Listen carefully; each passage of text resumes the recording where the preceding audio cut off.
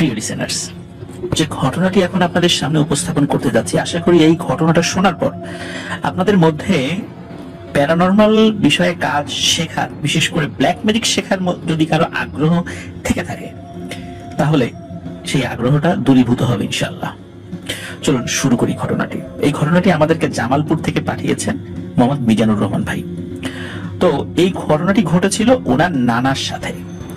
ওনার নানা কৈশোরকালীন সময় থেকেই প্যারানরমাল বিষয়ে তার আগ্রহ ছিল অসীম এবং কবিরাজ হওয়ার জন্য তার ব্যাপক আগ্রহ ছিল। ওই সময়ে, মানে ঘটনাটার অনেক আগের, উনি আসলে এক্সাক্ট সাল বলতে পারেনি, কিন্তু ওই সময়ে মানুষের মধ্যে কবিরাজদের প্রতি যে ভক্তি শ্রদ্ধা যেগুলো ছিল এবং কবিরাজদের যে প্রভাব মানুষের মনে ছিল, সেই বিষয়টি দেখে মূলত উনি কবিরাজ হওয়ার আগ্রহ পোষণ করছিলেন ছোটবেলা থেকেই। এবং কিভাবে কবিরাজি শেখা যায়, এই জিন ভূত তাড়ানো শেখা যায়, সেই বিষয়গুলো জানতে ওনার খুব আগ্রহ ছিল। আর কিভাবে জাদুটোনা শেখা যায় এই বিষয়ের আগ্রহ ওনার ব্যাপক ছিল। আসলে কোনটা খারাপ কোনটা ভালো সেটা বোঝার মতো বয়স আসলে ওনার সেভাবে হয়নি। তো উনি খুঁজতে থাকেন কার কাছে শেখা যায়। এভাবে উনি খুঁজতে খুঁজতে ওনাদের জামালপুরের পাশে টাঙ্গাইলের মধুপুর শালবনের দিকে গারো উপজাতির কিছু লোক বসবাস করত, যেটা ওনার নানা বাড়ি থেকে খুব কাছে। তো সেখানে একজন কবিরাজ ছিল। সেই কবিরাজের সাথে তিনি দেখা করেন। তো কবিরাজের কাছে গিয়ে বলেন যে তিনি কবিরাজি শিখতে চান। অদ্ভুত ব্যাপার হলো, কবিরাজ এক কথায় রাজি হয়ে যান। সাধারণভাবে কি ঘটে, সাধারণভাবে যদি কোনো মানুষ কবিরাজের কাছে গিয়ে কবিরাজি শিখতে চায় তখন বলে, না তুমি পারবা না, এটা খুব কঠিন কাজ, তোমার বয়স হয় নাই, এইভাবে ইনিয়ে বিনিয়ে বিভিন্ন ভাবে এড়িয়ে যেতে চায়।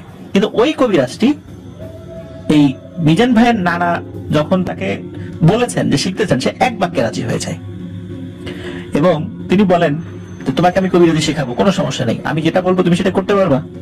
তখন নানা বলেন যে হ্যাঁ পারবো। তখন বলে যে কাজ কিন্তু খুব কঠিন, কিন্তু তোমাকে কিন্তু কাজ করতেই হবে, মানে ব্যর্থ হয়ে ফেরত আসা যাবে না। তখন বলেন কাজটা কি? বলে আসছে পূর্ণিমা রাতে আমি তোমাকে একটা কবরের কাছে নিয়ে যাব, তুমি কিছু মন্ত্র আমি আমার কাছে শিখে নেবে, আমি তোমাকে শিখাই দেব। তুমি কবর খুলে কোনো কাজ না, শুধু একটা ধারালো অস্ত্র আমি দিয়ে দিব, সেটি দিয়ে সেই লাশের মাথাটা কেটে নিয়ে চলে আসবে, আর কিছু না, এটাই তোমার কাজ। তাহলে তুমি বিশাল তান্ত্রিক এবং কবিরাজ হতে পারবা। তখন মিজান ভাইয়ের নানা চিন্তা করছেন, আরে এটা আর এমন কি কাজ, এটা তো খুব সহজ কাজ, কবরই তো খুলবো, কবরের মধ্যে নামবো, মাথাটা কেটে নিয়ে চলে আসবো, এই তো, এটা তো আমার এরকম কোনো কঠিন কাজ না। উনি বলেন হ্যাঁ ঠিক আছে, আমি রাজি। তো ওই কবিরাজ বলে দেন যে অমুক দিন তুমি দিনের বেলা আমার কাছে চলে আসবা, আর গভীর রাত্রে আমরা একটা জায়গায় যাব এবং কাজ সেরে চলে আসবো। তো কবিরাজ যান, সাথে যান। কবিরাজ বলেন যে আমি তোমার সাথে থাকবো, এটা উনি বলেছিলেন, আমি তোমার সাথে থাকবো, তুমি কাজটা করবা। তো এই জন্যই মূলত উনি চিন্তা করেছিলেন, আরে তো এমন কি কঠিন কাজ, সাথে তো কবিরাজ থাকবেই। তো নানাকে নিয়ে যখন একটা গ্রামের মধ্য দিয়ে, একদম শুনশান নীরবতা, ওই সময় তো বুঝতেই পারছেন ওদিকে বিদ্যুৎ ছিল না, মানে কোনো কিছু নাই, পূর্ণিমার রাত, অনেক দূর পর্যন্ত দেখা যাচ্ছিল, কিন্তু মানুষজনের কোনো চিহ্ন পর্যন্ত নেই, সবাই ঘুমিয়ে গেছে। আর ওই সময় একটা বাড়ি থেকে আর একটা বাড়ির দূরত্বও ছিল অনেক বেশি। তো একটা বাঁশঝাড়ের কাছে এসে কবিরাজ তখন মিজান ভাই নানাকে বলে যে আমি এই বাঁশঝাড়ের ভিতরে বসলাম, তুমি যাও, ওই যে দূরে যে কবরটা আছে, ওইখানে একটা কবর আছে, কবরটা চারদিক থেকে ঘেরা ছিল বাঁশের বেড়া দিয়ে। তো উনি দেখিয়ে দেন ওখানে একটা কবর আছে, ওইখান থেকে গিয়ে তুমি ওইটা নিয়ে আসো। তখন বলে কি কথা, আপনি আমার সাথে যাবেন না? তখন কবিরাজ বলে না, আমি এখানেই থাকবো, তুমি যাও, আমি যদি তোমার সব কাজ করে যেতে তুমি কবিরাজি আর কি শিখবা, এতটুকু সাহস তো রাখতে হবে। তখন বলে যে আপনি না আমার সাথে আসবেন বলেছিলেন। তখন উনি বলেন যে হ্যাঁ আসলাম তো, এই যে এখানে তো আমি আছি, ওইটুকু পথ তো তোমাকে একা যেতেই হবে, এতটুকু সাহসের পরিচয় না দিলে তুমি কবিরাজ হবা কিভাবে? তো নানা ভাবেন যে তাই তো, কবিরাজ তো ঠিক কথাই বলছেন, সব কাজ যদি মানে উনি আমার সাথে এসে করে দেন, শুধু একটা কাজ যদি আমি করি, তাহলে আর আমি কবিরাজ হবো কিভাবে? এতটুকু সাহসের পরিচয় তোমাকে দিতেই হবে। উনি বিষয়টা স্বাভাবিকভাবেই নেন। ওনাকে যে মন্ত্র শেখানো হয়, সেই মন্ত্র মনে মনে জপতে জপতে চলে গেছেন সেই কবরের কাছে। তো কবরের কাছে যাওয়ার পর কবরের চারদিকের বেড়া সরিয়ে দেন, কবর ঘুরতে থাকেন। ওদিকে কবর ঘুরে কবরের উপরে যেই বাঁশ যেটা থাকে, বাঁশের একটা টুকরোগুলো আমরা যেগুলো দিয়ে দিই আর কি, তো ওগুলোও সরানো শেষ। চারদিকে কিন্তু কোনো ধরনের কোনো প্যারানরমাল বিষয়ের কোনো উপস্থিতি নাই, একদম শুনশান নীরবতা, মানে একদম স্বাভাবিক আর কি। তো উনি কবরের মধ্যে নেমে পড়েন। নামার পরে দেখেন যে হ্যাঁ কাফন তখন ঠিকই আছে, হয়তো বা 2 দিন হয়েছে আর কি, বা 1 দিন হয়েছে দাফন করা হয়েছে, সবকিছুই মানে একদম স্বাভাবিক, কবরের বাঁশগুলো কাঁচা রয়েছে। তো উনি নামার পরে অন্ধকারে একটা মহিলা মানে পুরুষের লাশটা মহিলার লাশ আসলে বুঝতে পারেন নাই। তো ওনার হাতে যে ধারালো যে অস্ত্রটা ছিল এটি দিয়ে উনি মাথা কাটতে যাবেন, হঠাৎ করে কে যেন বলে ওঠে, এই এটা করিস না, তুই একজন মুসলিম, এরকম অন্যায় কাজ তুই কিভাবে করিস? একটা মানুষের কবরের মধ্যে নেমে তার মাথা কেটে নিয়ে যাবি, এটা খুব গর্হিত অপরাধ, এটা পাপ কাজ, এটা করিস না তুই, উঠে যা, চলে যা এখান থেকে, কে যেন বলছে। তো এই কথা শোনার পর ওনার মনের মধ্যে আসলে মানে ভয় লেগেছে, এটা সত্য, কিন্তু ওনার সেই বিবেক বোধটা ফিরে আসে, আসলেই তো আমি এটা কি করতে যাচ্ছি, কবিরাজ বা তান্ত্রিক হওয়ার জন্য আমি এইরকম ঘৃণ্য একটা কাজ করতে চলে আসছি, এটা কি আমার ধর্মে আমাকে বলে, না কোনো ধর্ম এটা সাপোর্ট করে? না, কাজটা তো ভালো হয় নাই, আমি খুব অন্যায় কাজ করছি, যেহেতু এখন আমি মাথাটা কাটিনি, এখন আমি সেই চূড়ান্ত পাপ কাজটা করিনি, সুতরাং আমার এখনো সুযোগ আছে এখান থেকে ফেরত আসার, আমি চলে যাব। তো উনি কি করেছেন, ওই কবরের মধ্যে থেকেই ওনার ধারালো অস্ত্রটা কবরের বাইরে ছুঁড়ে ফেলে দিয়ে উনি দুই পাশে 2 হাত দিয়ে মানে ওঠেন আর কি, মানে ওঠার চেষ্টা করেন, কারণ কবরের মাঝখানে তো ফাঁকা জায়গা যেখানে লাশটা রাখা হয়, এবং 2 পাশে তো আপনার যদি আমরা হাত রাখি, হাত দিয়ে কিন্তু শরীরটাকে উঁচু করে ফেলা যায়, তাই না? তো যেভাবে মানুষ কবরের মধ্যে লাশ রেখে উপরে উঠে আসেন আর কি। তো উনি 2 হাত 2 পাশে দিয়ে লাফ দিয়ে উপর দিকে উঠবেন, হঠাৎ করে মানে কিছুটা উঠেছেন, হঠাৎ করে মনে হলো নিচ থেকে কেউ একজন পা চেপে ধরেছে তার। তো এটা কি লাশে পা চেপে ধরেছে না অন্য কিছুতে পা চেপে ধরেছে, এটা উনি বলতে পারছেন না, কারণ অন্ধকার ছিল। একটা হাতের মতো কিছু একটা দেখেছেন, কিন্তু এটা ওই লাশের হাত কিনা এটা বোঝা যাচ্ছে না। তো উনি ওখান থেকে ওঠার খুব চেষ্টা করছেন, আর যত চেষ্টা করেন ওই হাত তার পা চেপে ধরে, এক হাত দিয়ে ওনার একটা পা চেপে ধরেছেন, তো উনি উঠতে পারছেন না। তো উনি কবিরাজের শেখানো মন্ত্র উনি মানে আবারও পড়া শুরু করেন। এরপর দেখেন যে এবার এক হাত না, আর একটা হাত এসে ওনার আর একটা পা খপ করে ধরেছে, মানে ওই মন্ত্রে কোনো কাজ হচ্ছে না।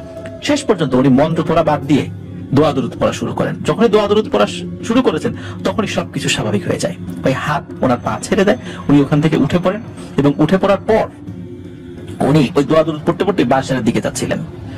আর তখন মনে হচ্ছিল যে 3-4 জন মিলে ওনার পিঠে কিল ঘুষি মারছে, এবং কিল ঘুষি মানে এমন ভাবে মারছে যে কিল ঘুষি ধাক্কাই উনি চলে যাচ্ছে ওই বাসারের দিকে, মানে পেছন দিকে যদি ধাক্কা দেয়, লাথি দেয়, মানে সামনের দিকে এগিয়ে যায় না ধাক্কা খেয়ে, ওরকমটা হচ্ছে। উনি পেছন দিকে তাকানোর আর সাহস করছেন না, ওনাকে পেছন দিকে কিল ঘুষি অনবরত মেরেই যাচ্ছে, মনে হচ্ছে খুব শক্ত হাত দিয়ে ওনাকে কিল ঘুষি মারছে। এভাবে উনি কিছুক্ষণের মধ্যেই সেই বাসারের কাছে চলে আসেন, ওই কিল ঘুষির ধাক্কাই, মানে দৌড়ানোর সুযোগ পান না, কিল ঘুষির ধাক্কাই উনি বাসারের কাছে চলে আসেন। তো আসার পর সবকিছু স্বাভাবিক, আর কোনো সমস্যা নেই, কিন্তু উনি যে দৃশ্যটা দেখতে পান সেটা খুব ভয়ানক একটা দৃশ্য ছিল। উনি দেখতে পান ওই যে কবিরাজ, যেই কবিরাজ ওনাকে এখানে নিয়ে আসছিলেন, যে বাঁশের নিচে বসেছিল, সেই কবিরাজ পড়ে আছে, তার দেহ, তার মাথাটা 3-4 হাত দূরে পড়ে আছে, মনে হচ্ছে মাথাটা মুচড়িয়ে ছিঁড়ে কেউ ফেলে দিয়েছে এখানে। উনি ওই দৃশ্য দেখে ওইখানে সেন্সলেস হয়ে পড়ে যান। সকালবেলা লোকজন এইরকম দৃশ্য দেখতে পায়, একজন অজ্ঞান হয়ে পড়ে আছে, আর একজন পড়ে আছে তার মাথা ছেঁড়া অবস্থায়। তো লোকজন তো চারদিক থেকে মানে চলে আসে এই খবর শুনে, কিন্তু সবাই এসে দেখতে পান যে ওই যে কবরটা কিন্তু স্বাভাবিক, ওই চারদিকে বেড়া দেয়া একদম স্বাভাবিক, উনি যে খুলে রেখেছিলেন কবরটা কিন্তু ওইরকম মানে অখোরা অবস্থায় ছিল না। তখন তাকে জ্ঞান ফেরানো হয়, মানে মিজান ভাই নানাকে জ্ঞান ফেরানো হয়, তখন উনি সবকিছু খুলে বলেন। তখন ওইখানে আর একজন বড় কবিরাজ ছিল, তিনি আসেন। তিনি আসার পরে বলেন যে তুমি তো বাবা বড় বাচ্চা বেঁচে গেছো, এই যে কবিরাজ যেটা মরে পড়ে আছে ও আমারই ছাত্র ছিল, খুব দুষ্টু প্রকৃতির ছিল। তো ও একটা দুষ্টু জিনের সাথে চুক্তি করেছিল একটা কবর থেকে মাথা আনার জন্য। এই কাজে ও তোমাকে ব্যবহার করতে চেয়েছিল, তুমি যদি বাবা ওই মাথাটা নিয়ে আসতা এবং নিয়ে এসে ওর হাতে দিতা তাহলে তুমি মারা যেতা, কিন্তু তুমি যেহেতু ওই কাজটি করতে পারোনি, এই জন্য ওই জিনটা ক্ষিপ্ত হয়ে ওই কবিরাজকে হত্যা করেছে। আর তোমাকে যে বলেছে যে ফিরে আয় ওখান থেকে, এই কাজটি করিস না, এরা মূলত ভালো জিন ছিল, তারা কখনো চাইনি যে তুমি এই কাজটি করো, কারণ এই কাজটি খুবই অন্যায় একটি কাজ, খুবই খারাপ একটা কাজ। তুমি ভালো কাজ করেছো, ওই জিনদের ওসিলায় তুমি এখানে ফেরত এসেছো, আর ওই জিনেরাই মূলত ক্ষিপ্ত হয়ে যে তুমি এই কাজটা করতে আসলা কেন, এই জন্য ওরা তোমাকে বড় কোনো ক্ষতি করেনি, কিন্তু তোমার পিঠে শুধু কিলঘুষি মেরেছে, এতটুকুই করেছে। তো যাই হোক, এরপরে মিজান ভাইয়ের নানার কখনোই এই টাইপের কাজে অগ্রগামী হননি। উনি বুঝতে পারেন যে আসলে কি ভুল কাজটি উনি করতে যাচ্ছিলেন, এবং আল্লাহ তাআলা ওনাকে এই জায়গা থেকে এমন একটা ভয়ঙ্কর সিচুয়েশন থেকে ফেরত এনেছেন। নিশ্চয়ই ওনার উপর ওনার মা বাবার দোয়া ছিল, ময়মুরব্বির দোয়া ছিল, নিশ্চয়ই অনেক টুকটাক অনেক কাজ না হলেও কোনো না কোনো এমন ভালো কাজ করেছেন যে ভালো কাজে আল্লাহ তাআলা ওনার উপর সন্তুষ্ট ছিলেন। তা না হলে যদি এই কাজে উনি সফল হতেন তাহলে ওনার মৃত্যু হতো, এবং ওনার মৃত্যুটা এমন ভাবে হতো, খুবই ভয়ানক ভাবে হতো, কারণ দুষ্টু জিন তাকে মেরে ফেলতো। আর যেহেতু একটা খুবই খারাপ একটা কাজ, যেটা ব্ল্যাক ম্যাজিকের সহযোগিতা করার জন্য উনি কাজটি করেছিলেন, তাহলে ওনার আমল নামায় কুফুরির গুনাহ হতো। আল্লাহ সুবহানাহু ওয়া তাআলা ওনাকে এই সমস্ত কাজ থেকে হেফাজত করেছেন, আলহামদুলিল্লাহ। তো উনি এখনো জীবিত আছেন। ওনার যে পা চেপে ধরা হয়েছে সেই পায়ে নাকি এখনো আবছা আবছা দাগ রয়েছে, যেটা মিজান ভাই আমাদেরকে জানিয়েছেন। অসংখ্য ধন্যবাদ মিজান ভাই আপনাকে এই ঘটনাটির জন্য, মূলত যেটি আপনি আমাদের সাথে শেয়ার করেছেন। আপনার নানা যেই ঘটনাটির প্রত্যক্ষদর্শী ছিলেন। আমি আশা করব যারা এই কাজে আগ্রহী আছেন, যারা এই কাজ করতে চান, শিখতে চান, খবরদার এই ধরনের কাজ করাও যাবে না। নিজের যত প্রয়োজনই হোক কোনো তান্ত্রিক কবিরাজের কাছে যাওয়া যাবে না, এবং এই কবিরাজদেরকে কোনো বিষয়ে হেল্প করা যাবে না। আমি চিন্তা করছি যে আমি তো করছি না, সে কবিরাজই তো করছে, কিন্তু আমি কবিরাজকে দিয়ে কোনো একটা কুফরি কাজ করাচ্ছি, মানে আমারও ঈমান চলে গেছে, সেটা আমি নিজেও বুঝতে পারছি না। এই জন্য অনেকেই, প্রিয় লিসেনার্স, আপনারা অনেকেই আমাদেরকে আমাদের ইমেইলে বা অন্য যে কোনো ভাবে হোয়াটসঅ্যাপে আমাদেরকে বলেন যে এই ধরনের সমস্যা রয়েছে, কোনো ভালো হুজুর আছে কিনা, ভালো কবিরাজ আছে কিনা এই সমস্যা, এই ব্ল্যাক ম্যাজিক থেকে বেঁচে যাওয়ার জন্য। প্রিয় লিসেনার্স, আমরা আমাদের ভিডিও ডিসক্রিপশনে না, আমাদের চ্যানেল ডিসক্রিপশনে বলা আছে যে আমরা শুধু হরর স্টোরি শেয়ার করি, কোনো প্যারানরমাল কোনো বিষয়ের সমস্যার সমাধান আমরা দেই না, বা এটা আমরা করিও না, এবং কারো কোনো ঠিকানা, কোনো অ্যাড্রেস এই জিনিসও আমরা দেই না। আমরা অনেক সময় আমাদের কথার মাধ্যম দিয়ে কোনো ব্যক্তিদের কথা বলি, তো সেই সমস্ত ব্যক্তিদের অধিকাংশই নাম পরিচয় গোপন করে রাখার শর্ত রয়েছে। নাম বললেও আমরা পরিচয় গোপন রাখি, পরিচয় বললেও তার অ্যাড্রেস গোপন রাখি, কিন্তু তাদের পূর্ণ ঠিকানা আমরা কখনোই দিতে পারবো না, এবং এটা দেওয়া উচিত নয়। এবং আপনাদেরকে বলি এই টাইপের কোনো মেসেজ বা ইমেল না করার জন্য। আপনাদের আশেপাশে যারা ভালো হুজুর রয়েছেন তাদের মাধ্যম দিয়ে আপনারা রুকিয়া করাতে পারেন, শরিয়া সম্মতভাবে রুকিয়া করাতে পারেন, কিন্তু কোনো কবিরাজ বা তান্ত্রিকের কাছে যাওয়া যাবে না, কোনোভাবেই যাবে না। কারণ তাদের ট্রিটমেন্ট পদ্ধতির মধ্যে জাদু রয়েছে, কুফুরি রয়েছে। 99% ব্যক্তির ক্ষেত্রে, 1% আমি বাদ রাখলাম, কিন্তু 99% ব্যক্তিদের মধ্যে তাদের চিকিৎসার মধ্যে কুফুরি রয়েছে, যার কারণে সেখানে গেলে ঈমান হারা হয়ে যেতে পারে। আমরা এই জন্য এই বিষয়ে সতর্ক থাকতে হবে। দুনিয়ার জীবন খুব ক্ষণিকের, খুবই ক্ষণিকের। কিছু সময় ভালো থাকার জন্য, শান্তিতে থাকার জন্য কুফুরির মতো, ব্ল্যাক ম্যাজিক করানোর মতো কঠিন গোনা আমরা আমাদের আমল নামায় নিতে চাই না। আমরা সকলে সতর্ক থাকবো ইনশাআল্লাহ। আল্লাহ আমাদেরকে হেফাজত করবেন। মনে রাখতে হবে, কেউ যদি কুফুরি কালাম করেও যদি আমাদের উপর কোনো ক্ষতি করার চেষ্টা করে না, এবং আমরা ক্ষতিগ্রস্ত হয়েও যাই, আমাদের চেষ্টা করতে হবে রুকিয়া করার জন্য, কিন্তু ভাগ্যকে মেনে নিতে হবে। কারণ আল্লাহর ইচ্ছা ছাড়া কিছু হয় না। আল্লাহ ইচ্ছা করেছেন বলেই ওই ব্যক্তি কুফুরি করেছে, এবং এটা আমাদের উপর সেটা তারা সফল হয়েছেন। আল্লাহ ইচ্ছা করেছেন, নাহলে আল্লাহর ইচ্ছা ছাড়া এটা হতো না। সুতরাং আল্লাহর ইচ্ছাকে মেনে নিতে হবে, কিন্তু সেই সাথে আমরা যদি বুঝতে পারি যে আমরা জাদুগ্রস্ত, সেটা ট্রিটমেন্টও মহান আল্লাহ সুবহানাহু ওয়া তাআলা কোরআনে বলে দিয়েছেন, রাসূলুল্লাহ সাল্লাল্লাহু আলাইহি ওয়াসাল্লাম হাদিসে বলে দিয়েছেন, সেই অনুযায়ী রুকিয়া করাতে হবে। এর বাইরে অন্য কোনো কিছু করা যাবে না। আমি খুবই অবাক হই, আপনাদের মধ্যে কেউ ইমেইল করে বলেন যে আমাদের পরিবারের উপর একটা ব্ল্যাক ম্যাজিক করা হয়েছে, আমরাও একজন তান্ত্রিকের সন্ধান চাই, আমরাও ব্ল্যাক ম্যাজিক করতেছি তাদের উপরে। এমন কোনো কবিরাজের সন্ধান আছে কিনা? আপনারা তো হরর স্টোরি বলেন, নিশ্চয়ই আপনাদের সাথে এরকম ভালো কবিরাজের পরিচয় আছে। আমি খুবই অবাক হই প্রিয় লিসেনার্স, যে এই ধরনের ইমেইল কেউ আমাদেরকে করেন, অনুরোধ করেন যে কোনো তান্ত্রিকের নাম্বার দিতে, যে তারা ব্ল্যাক ম্যাজিক করতে চাচ্ছেন তাদের আর এক আত্মীয়ের উপর, যেহেতু সেই আত্মীয় তাদের উপর করেছে। আমি আসলে এই ধরনের ইমেইলের জবাব দেই না, এবং দেই না বলতে আমার এগুলো দিতেও আমার খুব কেমন যেন লাগে, যে আসলে এই ধরনের ইমেইলের জবাবও দেওয়া আসলে উচিত না। আমি নাও করি না যে আমি করতে পারবো না, এটাও বলি না। ইমেইলের জবাব না দেওয়াটাই, ইগনোর করাটাই আমি মনে করি আমার সর্বোচ্চ লেভেলের অসন্তুষ্টি। এটা হয়তো বা যারা আমাকে ইমেল করেছেন কেউ তারা নিশ্চয়ই বুঝতে পেরেছেন। এই জন্য প্রিয় লিসেনার্স, খবরদার কোনোভাবেই, যত প্রয়োজনই হোক, আমরা আল্লাহ সুবহানাহু ওয়া তাআলার কাছে চাইবো, কিন্তু কোনো তান্ত্রিকের আশ্রয় নিব না। প্রিয় লিসেনার্স, এখন যে ঘটনাটি আমি আপনাদের সাথে শেয়ার করতে যাচ্ছি, এই ঘটনাটি আমাদেরকে পাঠিয়েছেন হাসান জাহিদুর রহমান পিয়াল ভাই। ওনার বাড়ি ঝালকাঠি জেলার রাজাপুর উপজেলায়। উনি আমাদেরকে দুটি ঘটনা পাঠিয়েছেন। ভিন্ন ভিন্ন সময়ে উনি এই দুটি ঘটনা পাঠিয়েছিলেন। দুটি ঘটনাই আমাদের পাইপলাইনে ছিল, আর আমাদের এবারের 60 নং এপিসোডে ওনার দুটি ঘটনাই আমরা ইনশাল্লাহ প্রচার করব ইনশাল্লাহ। তো ওনার প্রথম ঘটনাটি এখন আপনাদের সামনে উপস্থাপন করব। উনি যেভাবে লিখেছেন সেভাবেই আপনাদেরকে ইনশাল্লাহ পড়ে শোনানোর চেষ্টা করব। চলুন শুরু করি।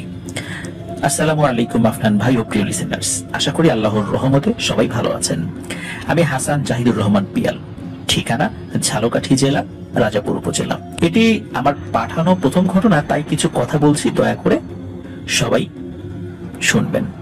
আমরা সকলেই ছেলেবেলা থেকে অনেক ঘটনা শুনেছি আমাদের মুরব্বীদের মুখে, কিন্তু কেমন যেন সমস্ত ঘটনাই অনেকটা কাছাকাছি। কিন্তু কিছুদিন আগে আমার এক বন্ধুর মুখে ওর সাথে ঘটে যাওয়া একটি ঘটনা শুনেছিলাম। ঘটনাটি আমার কাছে খুবই অন্যরকম মনে হয়েছে, আশা করছি আপনাদের কাছেও ভালো লাগবে।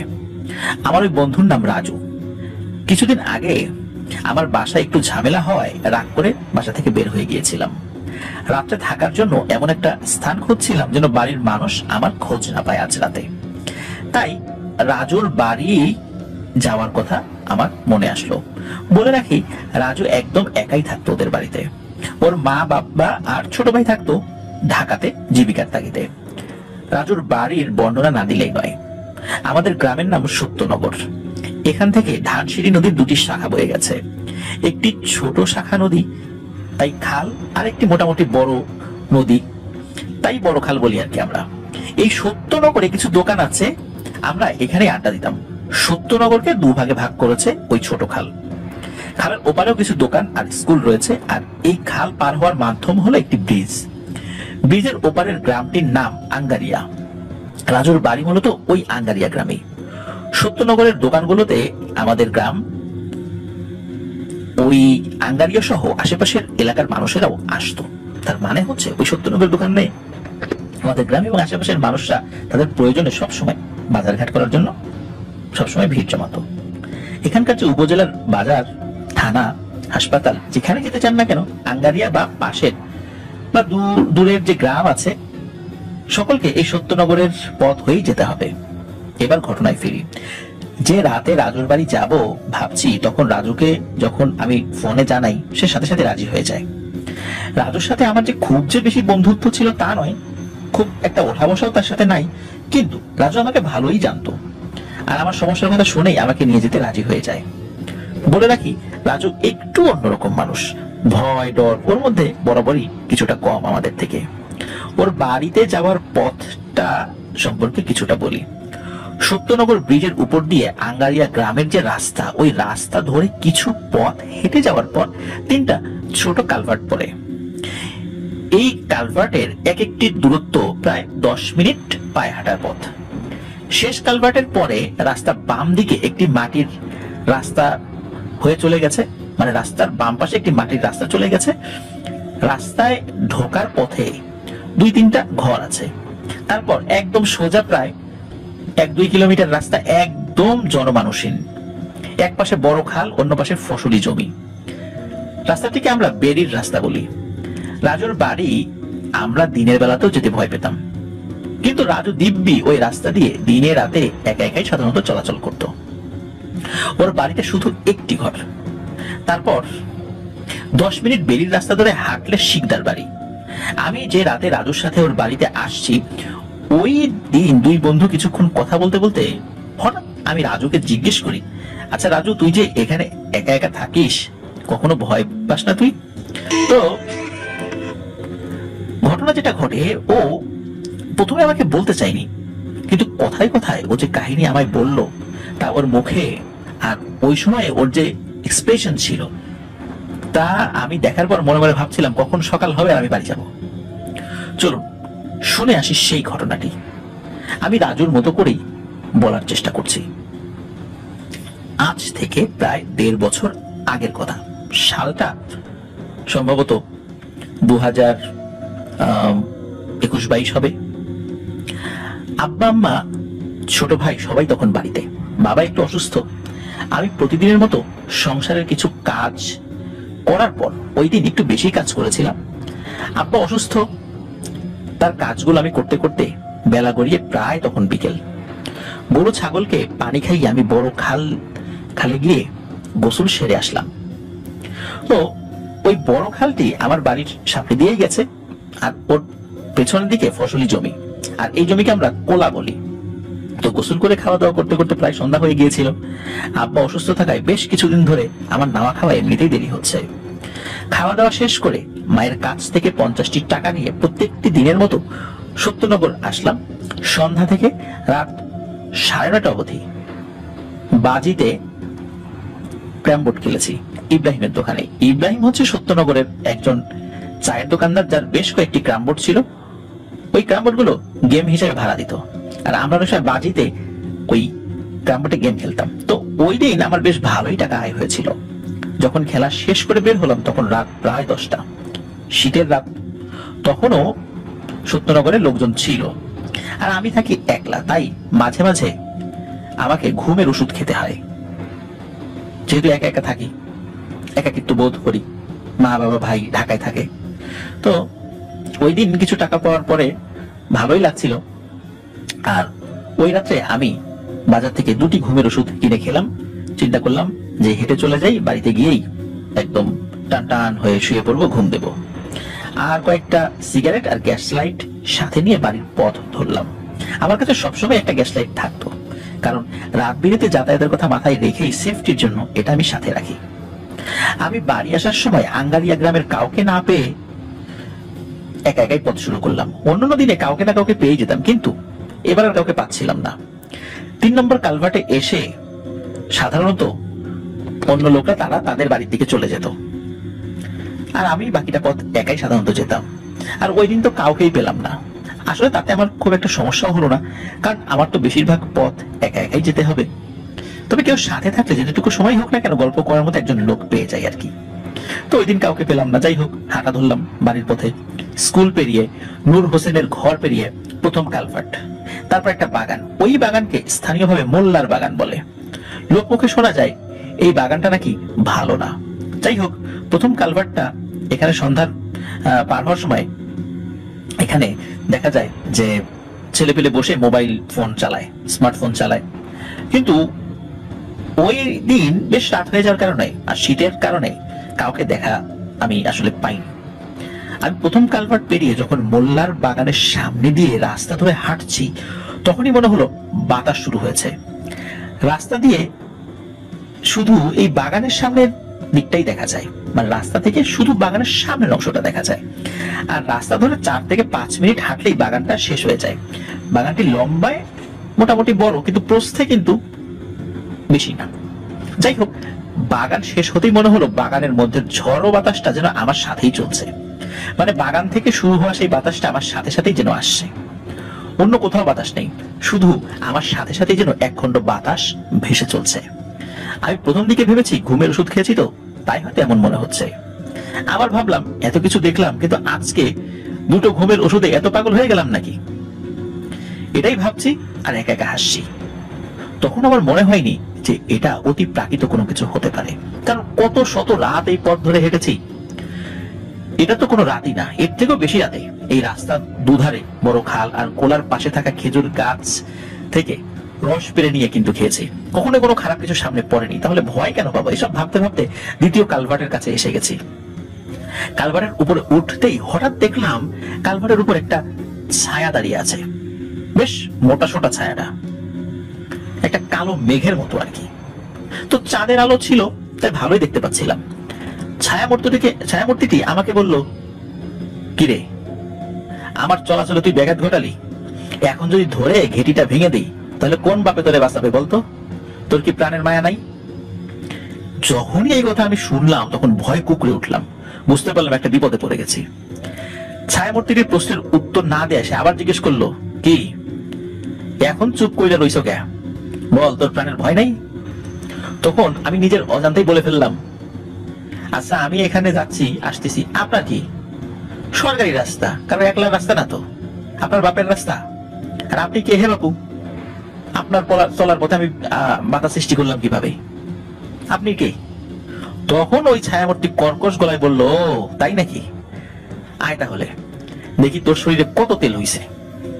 এইটা বলতে দেরি হঠাৎ করে এক লাফে ওই জিনিসটা মনে হলো আকাশের দিকে উঠে গেল, আর ধরাম করে একটা শব্দ হলো আমার পেছন দিকে, এবং পেছন থেকে শব্দ হওয়ার পরে আমি ঘুরে তাকিয়ে দেখি আমার ঠিক পেছনে এসে ওই মূর্তিটা দাঁড়িয়েছে, মানে আকাশের দিকে লাফ দিয়ে আমার পেছনে এসে দাঁড়ালো, আর তখন আমাকে জড়িয়ে ধরে ফেললো এবং ধরে আমাকে আছাড় মেরে ডান পাশে থাকা ফসলি জমিতে ফেলে দিল। রাস্তার কালভার্ট থেকে ফসলি জমির উচ্চতা খুব বেশি ছিল তেমনটা না, আর মাটিটা নরম ছিল, তাই বেশি ব্যথা পাইনি। উঠে দাঁড়ালাম, আবার ওই জিনিসটা এক লাফে সামনে আসলো এবং এসে হাসতে লাগলো। ফসলের জমিতে বসে একদম ভালোভাবে দেখতে পাচ্ছিলাম মূর্তিটাকে। দেখলাম হিন্দু ধর্মের যদি কেউ মারা যায় তখন তাদের পোড়ানোর জন্য আলাদা একজন লোক থাকে, সম্ভবত তাকে গোসাই বলে। ঠিক তেমনি একজন মানুষের মতো বেশভূষা, পরনে একটা ধুতি, খালি গা, পেটটা একটু বড়, সারা শরীরে বড় বড় লোম, মাথার চুলগুলো জট পাকানো, জটগুলো বেশ মোটা মোটা। ওই অবস্থায় আমাকে সে আবার ধরে ফেললো। তখন কোনো দিক না পেয়ে কি করবো বুঝতে না পেরে আমিও চেষ্টা করলাম ওই মূর্তিটাকে ধরতে, কিন্তু তাকে তো ধরতে পারছিলাম না। আর কি যে দোয়া করব, কি করব, এগুলো আমার মাথায় আসছিল না। একসময় হঠাৎ করে মাথায় আসে যে আজান দিব কিনা, কিন্তু ভয়ে আতঙ্কে আজান যে কিভাবে দিব সে আজানের শব্দগুলো ভুলে গেছি।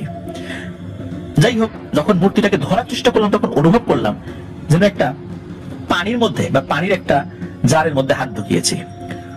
জোরে শক্তি ব্যবহার করলেই যেন ওই মূর্তিটা পানির মতো গলে যায়। পানি যেমন ধরা যায় কিন্তু চাপ দিলে হাতের ফাঁকা দিয়ে বের হয়ে যায়, ঠিক তেমন মূর্তিটাকে ধরলেই যেন পানির মতো হাতের আঙ্গুলের ফাঁকা দিয়ে বের হয়ে যাচ্ছে। কিন্তু আমাকে সে ইচ্ছা মতো ধরতে পারছিল, মানে সে তার ইচ্ছা মতো আমাকে জাপটে ধরে আঘাত করতে পারছিল। যদি স্বাভাবিক অবস্থায় থাকতো তাহলে ওর গায়ের শক্তির সাথে আমি পারতাম না। অনেক শক্তি তার শরীরে।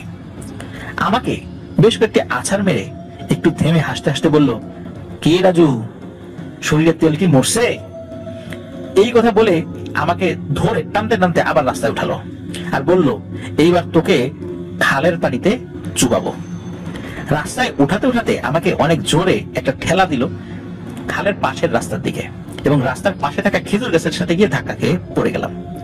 বলে রাখি, রাস্তা থেকে খালের আগে বেশ কিছু জায়গা খালি ছিল যেখানে গাছ কেটে গাছ ব্যবসায়ীরা ফেলে রাখতো। দ্বিতীয় কালভার্ট আর তৃতীয় কালভার্টের দূরত্ব কিন্তু তেমন না, কিন্তু দ্বিতীয় কালভার্টের পর একটা বাগান ছিল যেখানে দিনের বেলা অন্ধকার থাকতো, আর ওই বাগানের পর ছোট একটা বের রয়েছে, ওই বেরের ওপাশেই আমার বাড়ির রাস্তা। যাই হোক, ওই ছায়ামূর্তির সাথে আমার 5 থেকে 7 মিনিট ধস্তাধস্তি হয়েছে সব মিলিয়ে, কিন্তু তার মধ্যে ভয় আর আতঙ্কের কারণে আমার মনেও ছিল না যে আমার কাছে একটি গ্যাস লাইট আছে। আল্লাহর রহমতে যখন আমার শরীরে কিছুটা শক্তি ছিল তখনও, আর আমার মূল শক্তি প্রায় শেষ, আমার কথা বলার মতো অবস্থা তখন ছিল না, তখন মনে পড়ে যায় গ্যাস লাইটের কথা। পকেটে হাত দিতেই দেখি হ্যাঁ আছে গ্যাস লাইটটি। সাথে সাথে বের করে পাওয়ার বাড়িয়ে ওর সামনে জ্বালিয়ে দিলাম। জ্বালাতেই ওই মূর্তিটা চি চি করে এমন একটা চিৎকার করলো, এবং চিৎকার করে আমাকে ছেড়ে দিয়ে বড় খালের ওই দিকটাকে ব্যাঙের মতো লাফ দিয়ে, ঠিক ব্যাঙও বলা ঠিক হবে না, ক্যাঙ্গারের মতো লাফ দিয়ে ওই বড় খালটির ওপারে চলে গেল। বিশাল বড় বড় লাফ, ঠিক যেমন ক্যাঙ্গারু লাফ দেয়। আমি চাঁদের আলোতে তখন ওই মূর্তিটাকে দেখতেছিলাম, আর আমার মধ্যে তখন এক অন্যরকম শক্তি অনুভব করলাম। ওই শক্তির কথা আমি বলে বোঝাতে পারবো না। আর তখন আমি চিৎকার করে মূর্তিটাকে বললাম, কিরে আয় আয়, কাছে আয়, আমার শরীরে তো তেল এখনো আছে, তোর তেল আছে তো, আয় কাছে আয়। তো তখন আমার কাছে মনে হচ্ছিল যে আমি আমার মাঝেই ছিলাম না, মন চাচ্ছিল ওর মতো লাফিয়ে লাফিয়ে ওর কাছে যাই এবং ওকে ধরে আমি আশ্রাই। তখন এরকম রাগ হচ্ছিল আমার। তখনও ওই মূর্তিটা কিন্তু খালের ওপারে দাঁড়িয়ে আমার দিকে তাকিয়ে আছে এক নজরে।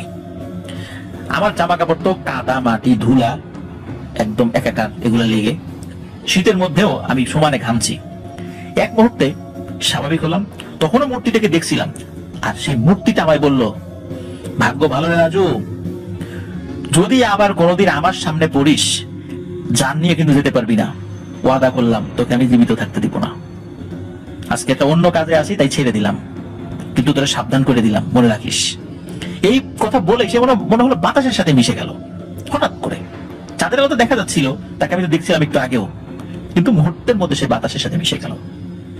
আমি এক দৌড় দিয়ে ওই তৃতীয় কালভার্টের কাছে, মানে কাছ দিয়ে আমাদের বাড়ির রাস্তা না ধরে যে বাগানটির কথা বললাম সেটার মধ্যে দিনের বেলা অন্ধকার থাকে, আমার আসলে মাথা কাজ করছিল, তার মধ্যে দিয়ে দৌড়াতে লাগলাম। গাছের সাথে ধাক্কা খেয়ে পড়ে যাই, আবার উঠে দাঁড়াই। ওই ছোট বেডটা লাফিয়ে বেরির রাস্তা ধরে দৌড়াতে দৌড়াতে আমার বাড়ির সামনে এসে মা বলে চিৎকার দিয়ে দরজার উপর গিয়ে পড়লাম। আমাদের দরজাটা তেমন শক্ত নয়, দড়ি দিয়ে বেঁধে রাখি আর কি। আর এমন জোরে দরজার উপর গিয়ে আমি পড়ি যে দরজা ভেঙে ঘরের মধ্যে গিয়ে পড়ি এবং আমি অজ্ঞান হয়ে যাই। তারপর আমার কিছু মনে নাই। পরের দিন দুপুরে হুঁশ ফিরল, দেখি মা আমার মাথায় হাত বুলিয়ে দিচ্ছে। আমার শরীরে জ্বর আর সারা শরীরে ব্যথা। আমাকে ঘিরে আমার পাশে আমার বাবা, ভাই ও আরো কিছু মানুষ। এর মধ্যে দুইজন হুজুর ছিল যাকে আমি চিনতাম। ওনাদের একজনের নাম আইয়ুব আলী হুজুর, অন্যজনের নামটা আমার ঠিক মনে নেই, কিন্তু সেও আমাদের খুব পরিচিত মানুষ। তো যাই হোক, ওনাদের মধ্যে একজন আমার জ্ঞান আসতে দেখে হাসি দিয়ে বলল, কিরে রাজু, দেখা হয়েছিল কার সাথে? তোর ভাগ্যটা ভালো রে, ওইটা যে দুষ্টু আর বদমাস, তুই যে খুব সহজে ছাড়া পাসনি তা তো তোকে দেখলেই বোঝা যাচ্ছে। কি হয়েছিল রে? আমি তখনও কিছু বলতে পারি নাই, একটু সুস্থ হয়ে ওনাদের জানাই সবকিছু। আর তখন হুজুর বলেন, চিন্তা করিস না, ওইটা যে খুব খারাপ একটা জিনিস তাও না, কিন্তু ভালো জিনিস না। ও তোর উপর আসর করে নাই, আর তোকে ভয় দেখানোর ইচ্ছাই ও আসলে ছিল না। ওইটা একটা মোটামুটি দুষ্টু প্রকৃতির জিন। সে বছরে একবার কোনো কাজের জন্য ওই পথটা ব্যবহার করে। আর এটা ঠিক যে ও খুবই বদরাগী একটা জিন।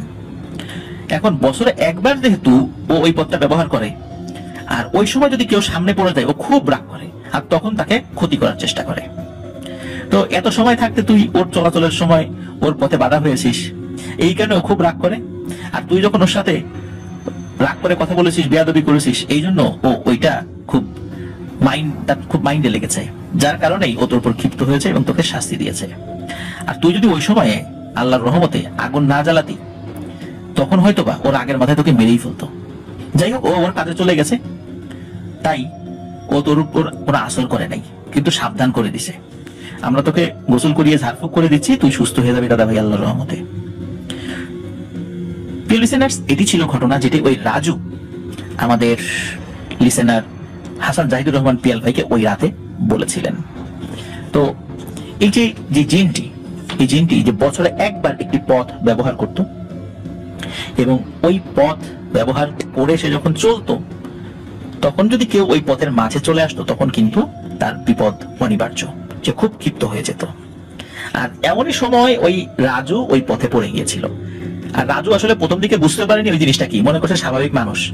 আর সরকারি রাস্তা দিয়ে চলাচল করার সময় কোনো স্বাভাবিক মানুষ যদি বলে যে তুই আমার চলার পথে বাধা হয়েছিস কেন, আমরা স্বাভাবিকভাবে তো বলতেই পারি এটা সরকারি রাস্তা, এটা তো আপনার নিজের রাস্তা না, তাহলে আমি চলাচল করবো, আপনি বাধা দেয়ার কে?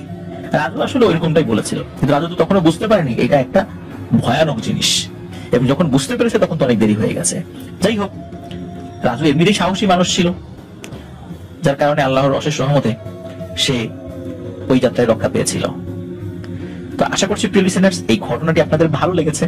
আর ভালো লাগবে যারা এখনো চ্যানেল সাবস্ক্রাইব করেননি তারা দ্রুত সাবস্ক্রাইব করে ফেলুন।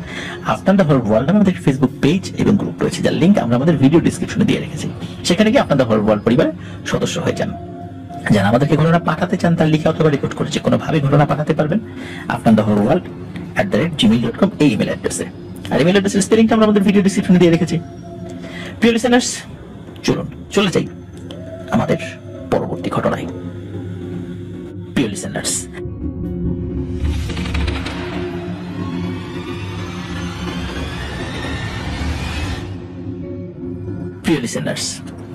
আবারও স্বাগতম জানাচ্ছি নতুন আরো একটি ঘটনায়। আর এবারের ঘটনাটি আমাদের 60 নং এপিসোডের শেষ ঘটনা।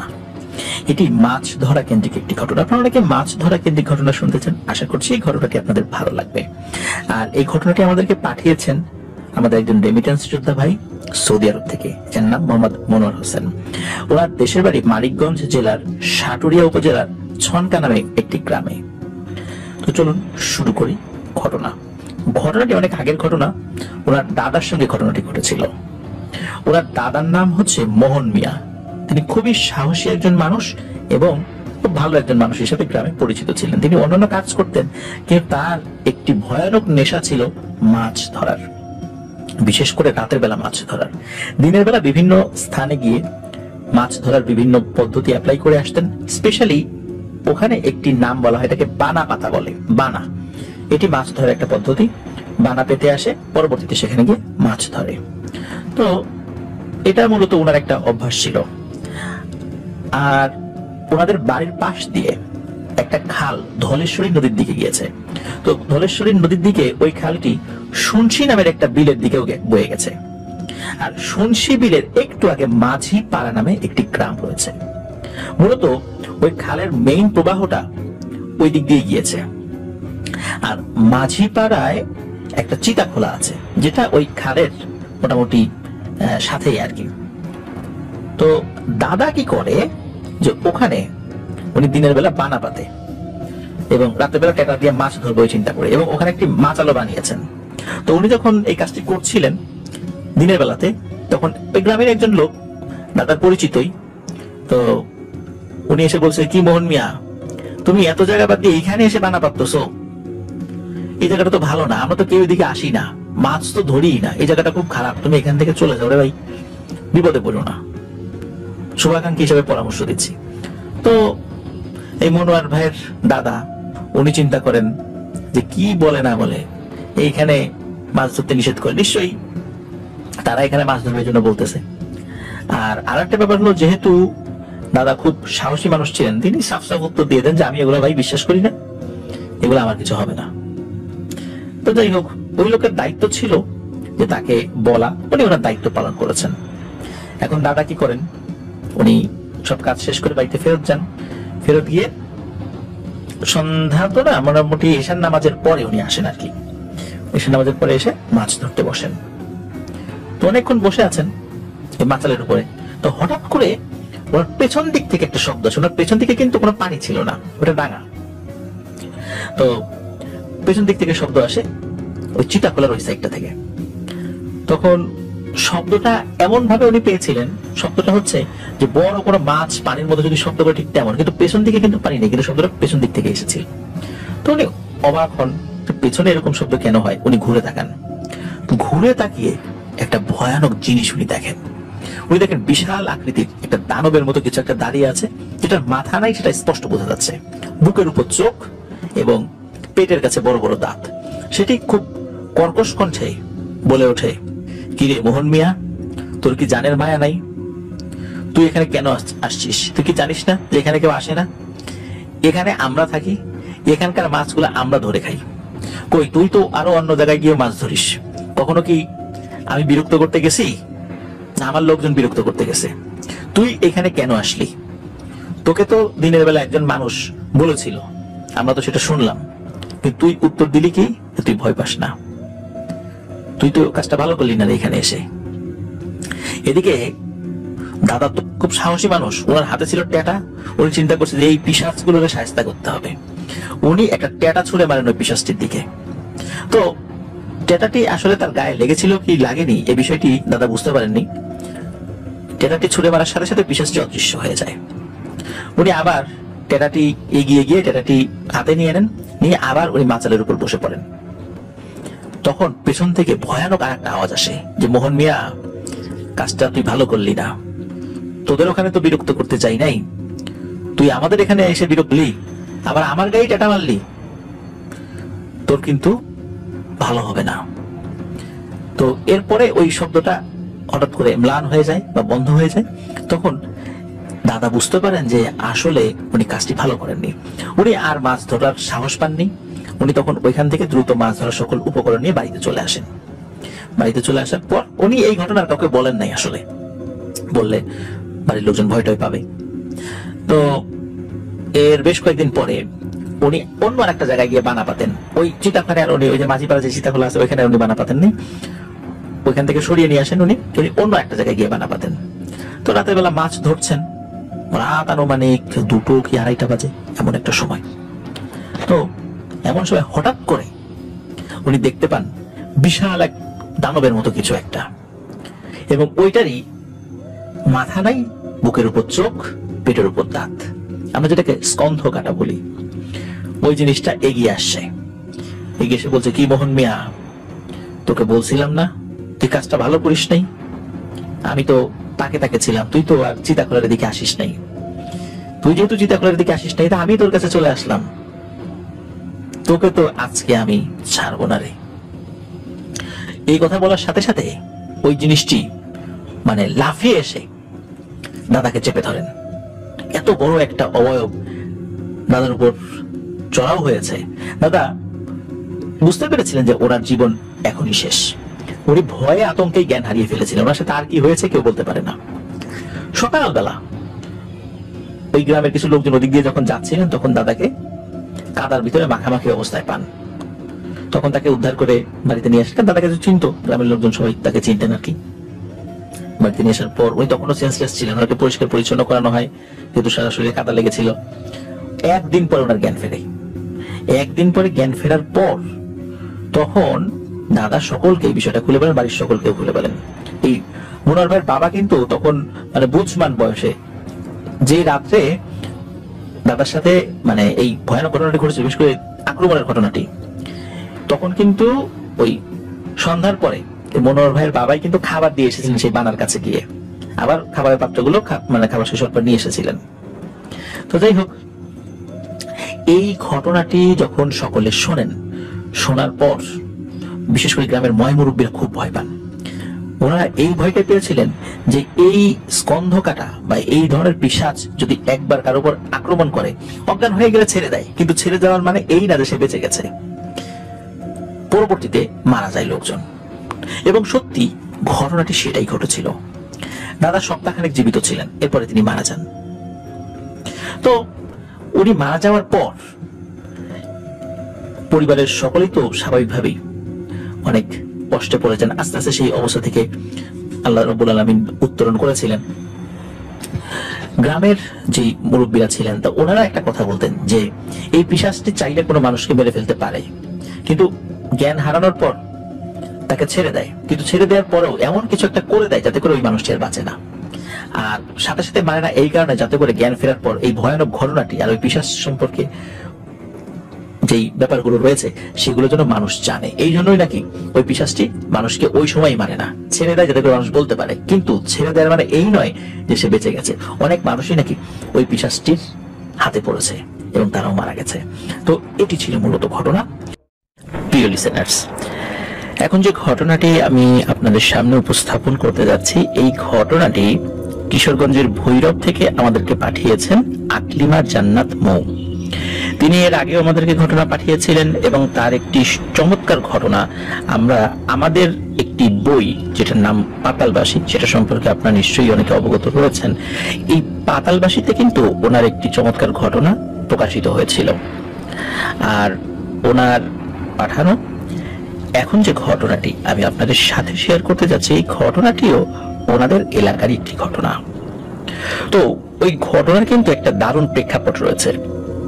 প্রেক্ষাপটটা বর্ণনা করা অবশ্যই প্রয়োজন, তো সেটা আগে শুরু করি। তো ওনার দুঃসম্পর্কের এক নারীর মুখে এই প্রেক্ষাপটটা সম্পর্কে জানতে পেরেছেন এবং কিছু কিছু ঘটনা শুনেছেন। তারপরে ওনার দেখা বা ওনার কাছাকাছি সময়ে ঘটে যাওয়া ঘটনাটি আমাদের সাথে শেয়ার করেছেন। চলুন শুরু করি। ঘটনাটি একটি পুকুরকে কেন্দ্র করে, আর দুঃসম্পর্কের নারীর মুখে মূলত ওই পুকুরকে কেন্দ্র করে কিছু ব্যাপার, সেটা যখন উনি শোনেন তখন ওনার কাছে খুবই অদ্ভুত লাগে। সেটা হলো ওই পুকুরটিকে সবাই ব্রিটিশের পুকুর নামে চেনে। প্রিয় লিসেনার্স, কি ভাবছেন যে এটা কি ব্রিটিশ পিরিয়ডের পুকুর বা ব্রিটিশরা খনন করেছিল? না, আসলে তা নয়। তো ঘটনাটির কিছু অংশের সূত্রপাত আজ থেকে প্রায় 50 বা 60 বছর আগে, আর কিছু অংশ ঘটেছে আজ থেকে প্রায় 10 বছর আগে। পুকুরটি যেই গ্রামে অবস্থিত সেই গ্রামের নাম ডুমরখালী নয়াপাড়া। এই পুকুরটির নাম কেন ব্রিটিশের পুকুর রাখা হয়েছে সেই কারণটা আমরা এখন বলি। ডুমরখালী নয়াপাড়া গ্রামে একজন প্রবীণ স্কুল হেডমাস্টার ছিলেন, যার নাম ছিল তাহের আলী মুন্সি। উনি একজন শিক্ষক হওয়ার পরও গ্রামের অনেকেই তাকে নাকি পছন্দ করতেন না, ওনার স্বভাবগত কিছু দোষের কারণে। মানুষ হিসেবে তিনি ছিলেন খুবই বদমেজাজি, খিটখিটে এবং রাগী স্বভাবের। উনি যতদিন জীবিত ছিলেন ওনার সামনে দিয়ে কেউ ওনার বাড়ির উঠান বা সীমানা দিয়ে জুতা পায়ে দিয়ে নাকি হেঁটে যেতে পারত না। উনি কাউকে যদি দেখতেন যে ওনার বাড়ির উঠান বা সীমানা দিয়ে জুতো পায়ে দিয়ে হেঁটে যাচ্ছে, তাহলে অকথ্য ভাষায় গালিগালাজ করতে করতে ছুটে আসতেন। অনেক সময় তার হাতে থাকা লাঠি দিয়ে তাকে মারতে তাড়া করতেন। ছোট ছোট বাচ্চাদের স্কুল টাইমে কোথাও বসে খেলতে দেখলে তাদের তাড়া করে ধরে হাতে থাকা লাঠি দিয়ে বেদম প্রহার করতেন। গ্রামের মানুষজন ওনার অত্যাচারে অতিষ্ঠ হয়ে ওনাকে আড়ালে আবডালে ব্রিটিশ মিয়া বলে ডাকতেন। ওনার বাড়ি থেকে কিছুটা দূরে ওনার নিজস্ব জমিতে বেশ অনেকটা বড় জায়গা নিয়ে উনি একটি পুকুর খনন করেছিলেন। পুকুরটি ছিল গ্রামের একদম শেষ প্রান্তে একটি জঙ্গলের খুব কাছাকাছি একটা জায়গায়। পুকুরের চারপাশে প্রচুর গাছপালা ঘেরা থাকার কারণে পুকুরের পানিটা থাকতো সবসময় শীতল। গরমের সময় গ্রামের অনেক মানুষ ওই পুকুরে গোসল করতে আসতো, কারণ সূর্যের আলোতে অন্যান্য পুকুরগুলোর পানি উত্তপ্ত থাকতো, কিন্তু ওই পুকুরের পানিটা ঠান্ডা থাকতো, চারদিকে গাছ।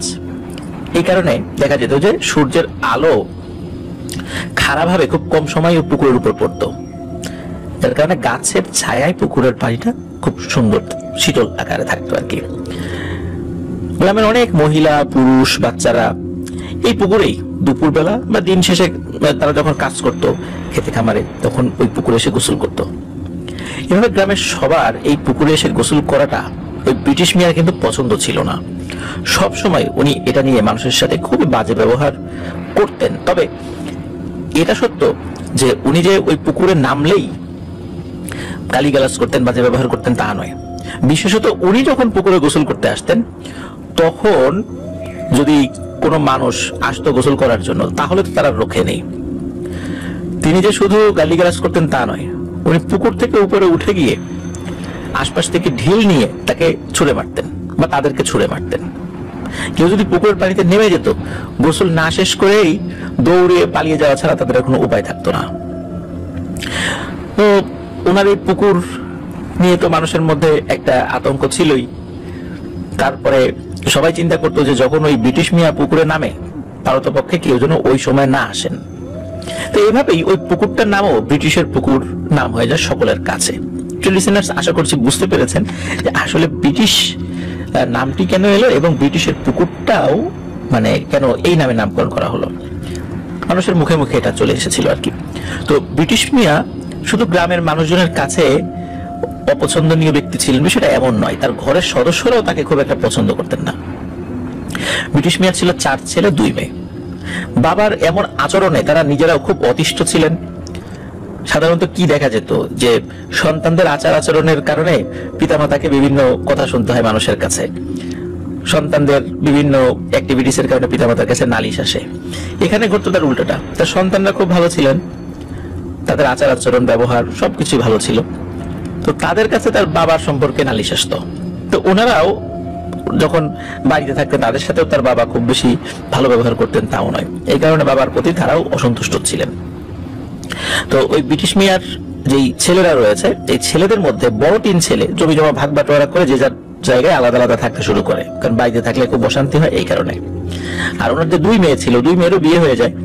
ওনার ছোট ছেলে, তার নাম ছিল ইমরান। এই ইমরান থাকতো বাবা মায়ের সাথে। ওই ছেলেটা যখন কিছুটা বড় হলো, ওই গ্রামেরই একজন বিধবা মেয়ের সাথে তার একটা প্রেমের সম্পর্ক গড়ে ওঠে। তো বাবার কাছে তিনি যখন ওই মেয়েকে বিয়ে করার অনুমতি চান, তখন এই তাহির আলী মুন্সি ওরফে ব্রিটিশ মিয়া সাফ মানা করে দেন যে তিনি ওই মেয়েকে কিছুতেই পুত্রবধূ হিসেবে মেনে নেবেন না। কিন্তু ইমরানের পক্ষে ছিল তার বড় 3 ভাই, তার 2 বোন এবং তার মা। তার মানে হচ্ছে তার পরিবারের সকলেই ইমরানের পক্ষে, শুধু তার বাবা বিপক্ষে। তো এক রাতে ব্রিটিশ মিয়ার অজান্তেই বড় 3 ভাই, তার 2 বোন এবং মায়ের সাহায্যে ওই বিধবা মেয়েটিকে বিয়ে করে ইমরান বাড়িতে নিয়ে আসে। এখন যা হবার তো তাই হচ্ছে। লিসেনার্স নিশ্চয়ই বুঝতে পারছে যে ব্রিটিশ মিয়া কিছুতেই ওই ইমরান এবং তার সদ্য বিবাহিতা স্ত্রীকে ঘরে তুলতে দিবেন না। এদিকে ওনার অন্য ছেলেরা, তার মেয়েরা এবং তার স্ত্রী বিপক্ষে দাঁড়িয়ে যায়, মানে ব্রিটিশ মেয়ের বিপক্ষে দাঁড়িয়ে যায়। তারা এটা মেনে নিয়েছেন। উনি আবার এটা কিছুতেই মেনে নিতে পারছেন না যে আমার ছেলে, মেয়ে, বউ সবাই আমার বিপক্ষে ইমরানের পক্ষ নিয়ে ঝগড়া করছে। তো ওনার খুব মানে রাগ হয়। আর রাগে, দুঃখে, অপমানে তার ঠিক পরদিন রাতে সবাই যখন ঘুমিয়ে পড়ে, তখন উনি চলে যান ওই পুকুরের কাছে। পুকুরের কাছে একটি গাছের ডালে উনি গলায় দড়ি দিয়ে ঝুলে পড়েন। ফজরের সময় ব্রিটিশ মিয়ার বউ যখন ফজরের নামাজ পড়ার জন্য স্বামীকে ডাকতে ওঠেন, তখন দেখেন ব্রিটিশ মিয়া বিছানা, তারপরে ঘর কোথাও নাই, আর দরজাটিও হাট করে খোলা অবস্থায় আছে। ঘর থেকে বেরিয়ে কিছুক্ষণ এদিক ওদিক খুঁজে ডাকাডাকি করে ওনার সাড়া না পেলে সবাই মিলে খোঁজার পর পুকুর পাড়ের গাছের ডালে সবাই ব্রিটিশ মিয়াকে ঝুলন্ত অবস্থায় আবিষ্কার করে। ওই ঘটনার পর থেকেই মূলত মূল ঘটনার সূত্রপাত হয়। তো এই ঘটনার পর থেকে ওই পুকুরটিতে আস্তে আস্তে একজন একজন করে গ্রামের অনেকেই ভয় পেতে থাকে। এবার আসি কিছু ঘটনায়। বিশেষ করে কেউ যখন একা ওই পুকুরে গোসল করতে নামতো, তখনই নাকি কেউ কেউ আশেপাশের ঝোপঝাড়ের আড়াল থেকে হুবহু ব্রিটিশ মিয়ার কণ্ঠে কারো গলা, মানে মানুষের আমরা কাশি দেওয়ার জন্য গলা ঝাড়ি দেই না, ঠিক ওরকম এরকম গলা ঝাড়া শব্দ, কাশি দেওয়ার শব্দ। আবার অনেক সময় অদৃশ্য কেউ একজন ওই ব্রিটিশ মিয়ার মতোই পানিতে থাকা মানুষের গায়ে অনবরত ঢিল ছুঁড়ে মারত। একবার কি হলো, একজন কৃষক তার গরুগুলোকে পুকুরের পানিতে গোসল করিয়ে পুকুর পাড়ে ঘাস খাবার জন্য বেঁধে রেখে নিজে গোসল করবে বলে পানিতে নামে। তো কিছুক্ষণ গোসল করার পর সে পুকুরের ঠিক মাঝখানে দেখে কি বুদবুদ উঠছে। হঠাৎ কি হলো, ওখানে বুদবুদ উঠছে কেন, ব্যাপারটা কি হচ্ছে ভালো করে বোঝার জন্য সে যখন আরো কিছুক্ষণ ওই জায়গায় তাকিয়ে থাকলো, তখন তিনি দেখতে পেলেন পানির নিচ থেকে আস্তে আস্তে একটা মাথার মতো কিছু একটা ভেসে উঠছে এবং সেটা ওই লোকটার দিকে ভেসে ভেসে আসছে। ওটা যে কি খুব ভালোভাবে বোঝা যাচ্ছিল না, তবে এটা যে কোনো কিছু একটা মাথা এবং এখানে মুখ রয়েছে, চোখ রয়েছে, এরকম কিছু একটা বুঝতে পারছিলেন। এই দৃশ্য দেখে লোকটি ভয়ে তড়িঘড়ি করে পানি থেকে উঠে গরুগুলোকে কোন রকমে সেখান থেকে নিয়ে দৌড়ে বাড়ি চলে আসেন। এরপর আরো একদিন দুজন মহিলা পুকুরে গিয়েছিল গোসল করতে। একজন ঘাটলায় বসে কাপড় খাচ্ছিল, আরেকজন পানিতে নেমে গোসল করছিলেন। হঠাৎ পানিতে থাকা মহিলাটি পুকুরের অপর প্রান্তে থাকা একটি গাছের দিকে তাকিয়ে জোরে চিৎকার করে ওঠে। পানিতে থাকা মহিলার চিৎকার শুনে ঘাটে বসে থাকা মহিলাটি ওই মহিলার দিকে তাকিয়ে আবার চিৎকার দিয়েছে। সেও যখন তাকিয়েছে, সেও দেখতে পায় যে ওই যে একটা ডালে, গাছের ডালে গলায় দড়ি দিয়ে ঝুলন্ত অবস্থায় একজন রয়েছে এবং তাদের দিকেই তাকিয়ে আছে এবং বিক্ষুব্ধ ভাবে হাসছে, এবং সেটা আর কেউ নয়, সেই তাহের আলী মুন্সি ওরফে ব্রিটিশ মিয়া। এই ঘটনার পর পানিতে থাকা মহিলা দুজনের মধ্যে একজন বেশ অসুস্থ হয়ে পড়েন, জ্বরে ভুগছিলেন। তবে আল্লাহর রহমতে তিনি ওই কবিরাজি চিকিৎসা নিয়েছিলেন, আলহামদুলিল্লাহ তিনি সুস্থ হয়ে ওঠেন। এমন বেশ কিছু ছোট ছোট ভয়ের ঘটনা, আসলে ছোট ছোট আমরা বলছি কারণ দীর্ঘ ঘটনা তো এগুলো না, ছোট ছোট আকারে ঘটেছিল আর কি। তো এরকম বেশ কিছু ভয়ানক ছোট ছোট ঘটনার প্রেক্ষাপটে ওই পুকুরটি একটা সময় পরিত্যক্ত হয়ে যায়। কেউ আর ওই ভয়ে পুকুরে গোসল করতে আসে না। বর্তমানে পুকুরটি অনেক শুকিয়ে গেছে, একটি ডোবার আকার ধারণ করেছে, আর পুকুরের পাশে জঙ্গলটি অনেকটা হালকা হয়ে এসেছে। কয়েকটি পরিবার ওই জঙ্গলের কিছু অংশে গাছপালা কেটে বাড়িঘর করে থাকছে ওখানে, আর মানুষের আনাগোনাও এখন ওই জঙ্গলে আগের থেকে অনেক বেড়ে গেছে। এত বছর পর এখন ওই পুকুরের পাশ দিয়ে জঙ্গলটিতে প্রবেশ করতে গেলে মনের অজান্তেই গাটা ছমছম করে ওঠে। আগের মতো এত ভয়ের ঘটনা না ঘটলেও এখনো যে টুকটাক ভয়ের ঘটনা ঘটে না তেমনটি কিন্তু নয়। এখনো মাঝ দুপুরে বা সন্ধ্যার আগে কেউ একা যদি ওই পুকুরের পাশ দিয়ে হেঁটে জঙ্গলে ঢুকতে চান, কেউ কেউ দেখেন যে হুট করে জঙ্গলের ডান পাশ থেকে চোখের পলকে কিছু একটা গড়িয়ে এসে বাম পাশের পুকুরের পানিতে ঝপাত করে পড়ে যায়। তারপর অনবরত পুকুরের পানিতে ডুব দেওয়ার শব্দ হতে থাকে। জিনিসটা আসলে কি সেটি দেখার কিন্তু কেউ সাহস পায় না, তারা দ্রুত সেখান থেকে চলে যায়। ওই জঙ্গলে যাদের ঘর বাড়ি আছে তাদের কেউ কেউ রাত বিরেতে পুকুরের পাশ কেটে বাড়ি ফিরতে গিয়ে মাঝে মাঝেই ওটা দেখে কিন্তু ভয় পায়। ঘটনা কিন্তু শেষ নয়, ঘটনা আরো আছে। তো 10 বছর আগের একটি ঘটনা, ওই জঙ্গলে বসবাস করা একটি পরিবারের বড় ছেলের বিয়ে হয়। ছেলেটির নাম হচ্ছে জহির। তার বিয়ের 3 মাস পরের ঘটনা, জহিরের বউ কদিন ধরে বাপের বাড়ি যাবার বায়না ধরেছে, কিন্তু জহিরের শ্বশুরবাড়ি যেতে খুব একটা ভালো লাগে না, তার খুব আনইজি লাগে আর কি শ্বশুরবাড়িতে যেতে। তো তিনি চাচ্ছিলেন যে শ্বশুর বাড়িতে ফোন করে শ্বশুরকে বলে ওনাদের বাড়ি থেকে তার শ্বশুর নিজে বা শ্যালক বা চাচা শ্বশুর কেউ যেন এসে তার ওয়াইফকে তার বাপের বাড়িতে নিয়ে যান।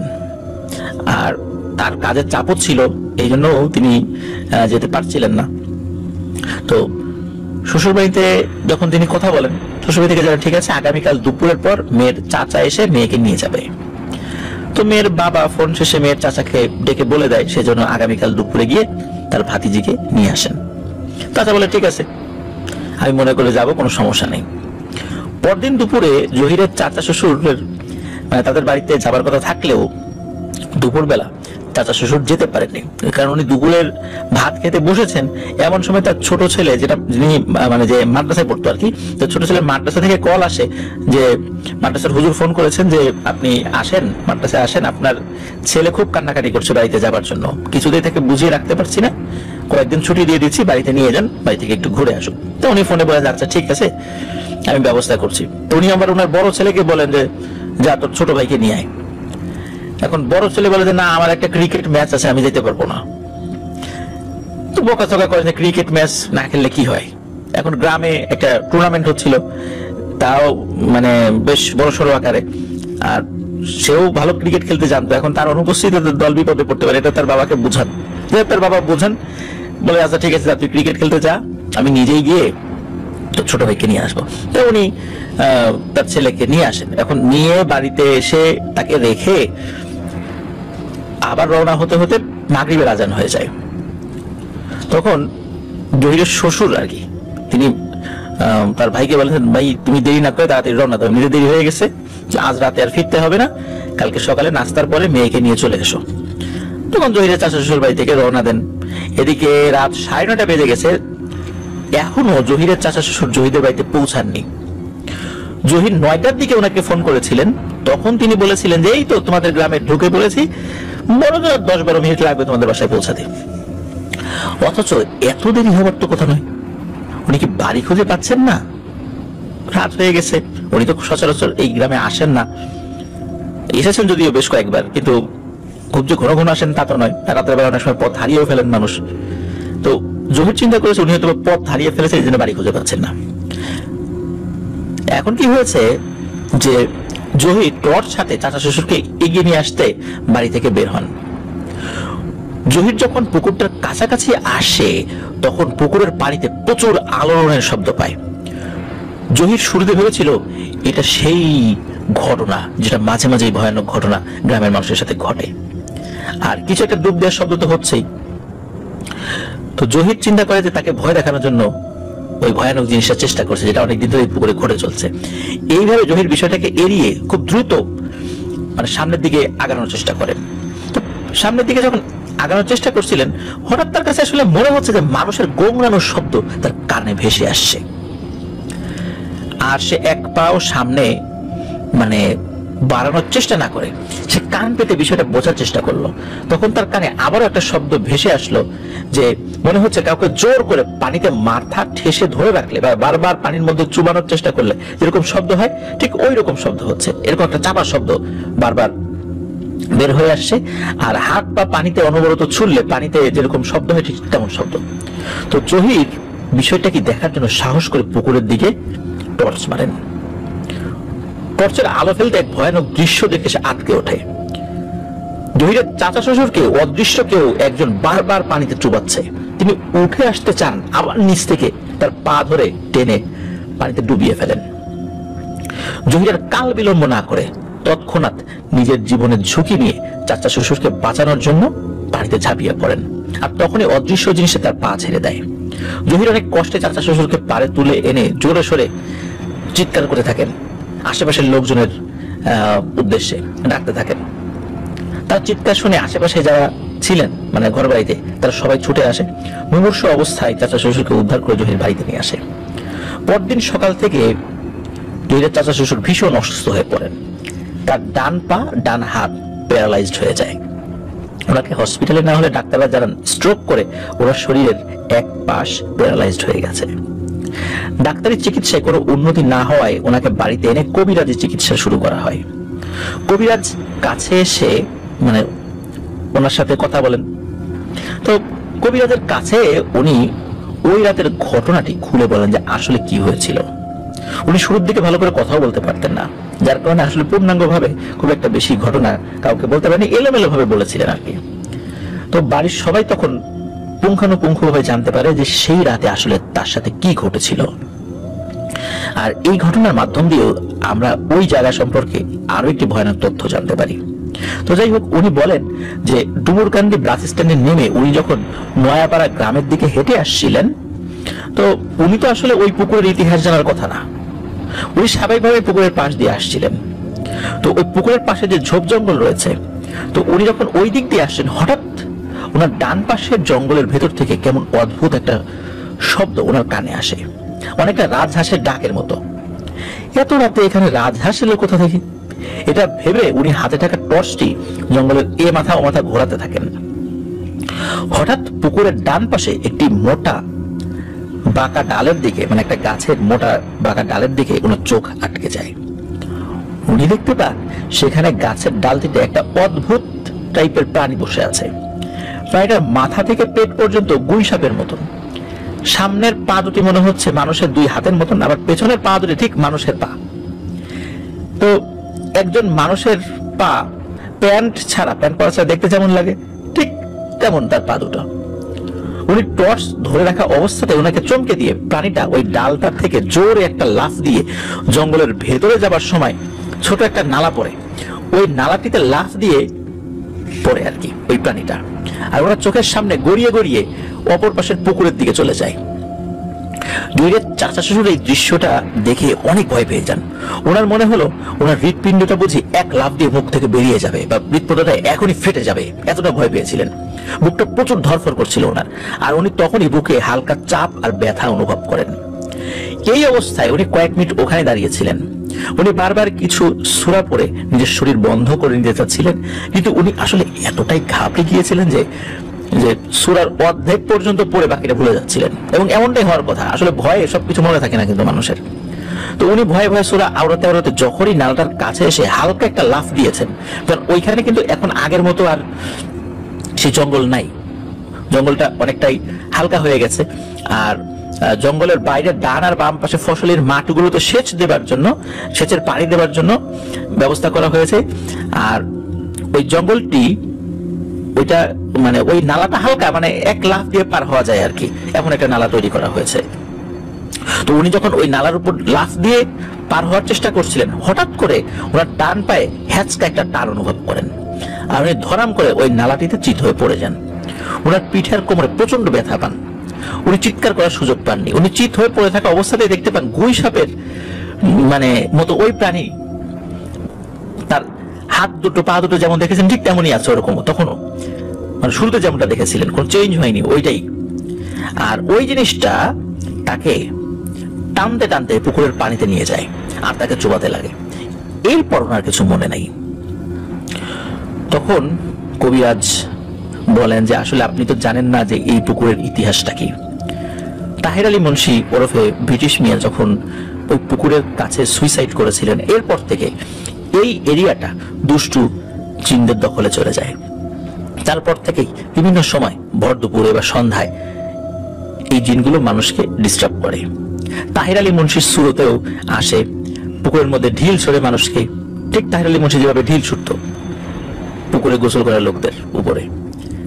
তো এই কারণেই মূলত আপনার উপর খুব মানে ওরা চড়াও হয়েছে, কারণ আপনি এলাকার লোক নন, আপনি এদিক দিয়ে আসছিলেন রাতের বেলা, এই সুযোগটা তারা নিয়েছে। অনেকদিন ধরে সুযোগ পাচ্ছিল না, গ্রামের লোকজন তো সন্ধ্যার পর এদিকে খুব একটা আসে না, কিন্তু আপনি তো রাতের বেলা দিকে আসছিলেন, এই জন্য সুযোগটা নিয়েছে। আল্লাহর অশেষ রহমতে জহির পানিতে ঝাঁপিয়ে না পড়লে হয়তো আপনি বাঁচতে পারতেন না।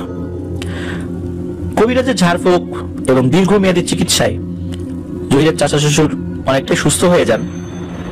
ওনার ডান হাতটা এখন অল্প নড়াচড়া করতে পারেন, কিন্তু আগের মতো সেই পরিপূর্ণ শক্তি আর পান না।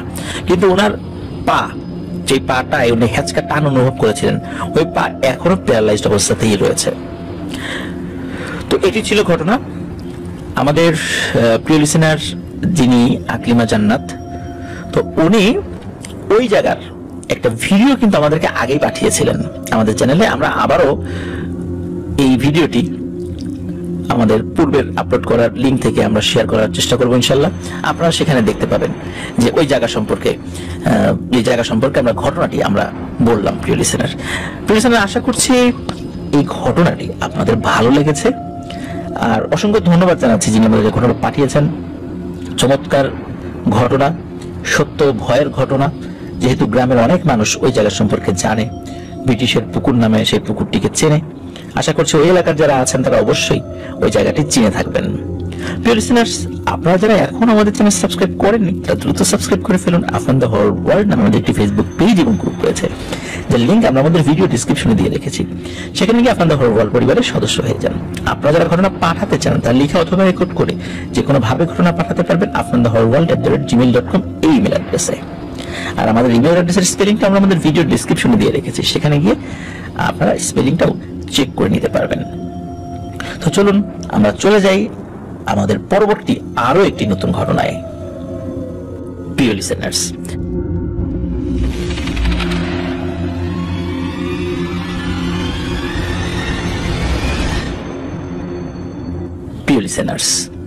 এখন যে ঘটনাটি আপনাদের সাথে শেয়ার করতে যাচ্ছি, এই ঘটনাটি রাজশাহীর পুঠিয়া থেকে আমাদেরকে পাঠিয়েছেন মোহাম্মদ আব্দুল্লাহ।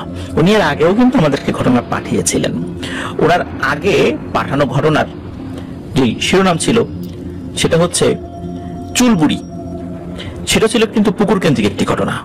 আমরা কিন্তু আমাদের ফার্স্ট যেই ঘটনাটি যেটা আমরা শেয়ার করেছি মাত্রই, এটিও কিন্তু পুকুর কেন্দ্রিক একটি ঘটনা। আপনারা অনেকেই কিন্তু পুকুরের ঘটনা শুনতে চান, তো এবার আমরা পরপর কয়েকটা পুকুরের ঘটনা পেয়ে গেলাম আর কি।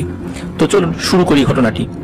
এই ঘটনাটি উনি সংগ্রহ করেছেন ইউসুফ মিস্ত্রি নামে একজনের কাছ থেকে। তার নাম ইউসুফ, কিন্তু উনি কাঠের কাজ করেন, তো সবাই ইউসুফ মিস্ত্রি নামে তাকে চেনেন।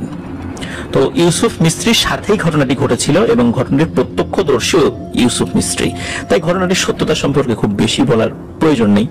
তো শুরু করি ঘটনাটি। ওই ইউসুফ মিস্ত্রির বাড়ি ওনাদের পাশের গ্রামেই। তো ইউসুফ মিস্ত্রির সাথে যখন ঘটনাটি ঘটে তখন সময়কাল 2012 সাল, খুব বেশি দিন আগের না, কিন্তু 11 বছর 12 বছর কাছাকাছি এরকম আর কি। তখনও কিন্তু উনি পরিপূর্ণভাবে কাঠের কাজ শেখেন নাই, তখন উনি মিস্ত্রির কাজ শিখছেন আর কি। তো অল্প দিনের মধ্যে কিন্তু উনি কাজ শিখে ফেলেছিলেন। এরপর থেকে বিভিন্ন জায়গায় কাজের জন্য ওনার ডাক আসতো। যতটুকু কাজ জানতেন আর কি, ভালোই জানতেন, খারাপ না। বহু দূর দূরান্তে কাজ করতে উনি যেতেন। এমনই একটি জায়গায় কাজ করতে গিয়েছিলেন। এলাকাটি পুঠিয়া থানার মধ্যেই একটি গ্রামে। গৃহস্থ বাড়িতে কাজ, দরজা জানালা বানাতে হবে আর কিছু টুকটাক ফার্নিচারের কাজ করতে হবে। তো উনি তো যেখানে কাজ করছিলেন সেখানে একটি পুকুর ছিল। পুকুরটা যে খুব বেশি বড় তা না, ছোট, আমাদের মাঝামাঝি আকৃতির একটা পুকুর আর কি। পুকুরের পাশে মনোরম পরিবেশে কাজ করছিলেন। ঠান্ডা বাতাস, ঝিরঝির বাতাস শরীরে আসছিল। তো যে বাড়িতে কাজ করছিলেন সেই বাড়ির মালিকের একজোড়া মহিষ ছিল। ওনার খুব আদরের 2টা মহিষ। আর মহিষ কিন্তু দিনের একটি সময় পানিতে থাকতে খুব ভালোবাসে। পানির মধ্যে, কাদার মধ্যে হাঁটাহাঁটি করতে মহিষের খুব ভালো লাগে। তাই মহিষদের দিনে একবার হলেও পুকুরের পানিতে গোসল করাতে হয় বা নামিয়ে রাখতে হয়। সেদিনের মতো সেই মহিষের মালিক তার মহিষগুলোকে কিন্তু পুকুরের মধ্যে নামিয়ে রাখেন। তখন দুপুর 1টা কি 2টো বাজে আনুমানিক, মানে ওনার ভাষ্য অনুযায়ী তখন জোহরের আজান হয়ে গেছে। তারপরে মালিক মহিষগুলোকে পুকুরের মধ্যে রেখে বাড়িতে চলে যান। মানে পাশেই তো পুকুর আর কি, ওনাদেরই পুকুর। আর উনি ওইখানে কাজ করছিলেন, ইউসুফ মিস্ত্রি এখানে কাজ করছিলেন। কিছুক্ষণ পর ইউসুফ মিস্ত্রি দেখেন যে মহিষগুলো হঠাৎ করে ডাকাডাকি করছে। তো উনি চিন্তা করছেন কি ব্যাপার, হঠাৎ করে ভাবে ডাকাডাকি করছে কেন। উনি যেহেতু কাছাকাছি যান পুকুরের, উনি দৌড়ে ওই পুকুরের কাছে যান এবং দেখেন ওই পুকুরের ভেতর থেকে মনে হচ্ছে কিছু একটা ওই মহিষগুলোকে পানির নিচে টেনে নিয়ে যাচ্ছে, মানে মহিষগুলো পানিতে ডুবে যাচ্ছে। এই কারণে এই মহিষগুলো ডাকাডাকি করছে। অথচ মহিষগুলো যেখানে দাঁড়িয়ে ছিল উনি দেখেছিলেন, দাঁড়িয়ে ছিল বলতে কিন্তু বড় দড়ি দিয়ে ওই মহিষের মালিক যিনি তিনি কিন্তু বেঁধে রেখেছিলেন। অনেক বড় দড়ি, পুকুরের ওই উপরের দিকে কিছু একটা দিয়ে আর কি, কিছু একটা সাথে বাঁধা ছিল। তো ওইখানে কিন্তু মহিষগুলো কোনোভাবেই ডুবে যাওয়ার কথা নয়। সেই হিসাব করেই ওই দড়ির লেন্থ বা মানে দড়ি কতটুকু দীর্ঘ হবে সেভাবেই মানে মালিক তার একটা হিসাব ছিল যে মহিষ যদি সরেও যায় কতটুকু পুকুরের দিকে সরে যেতে পারে, ওইভাবে কিন্তু বাধা ছিল। সুতরাং কয়েকদিন কাজের কারণে ইউসুফ মিস্ত্রি কিন্তু এই বিষয়টা বারবার দেখেছিলেন যে ওই মহিষগুলোকে কিভাবে রাখা হয় আর কি। এই জন্য খুব ভালো করে বুঝতে পেরেছিলেন ইউসুফ মিস্ত্রি যে এমনি এমনি ওই মহিষগুলোর পুকুরের পানিতে ডুবে যাওয়ার কথা নয়।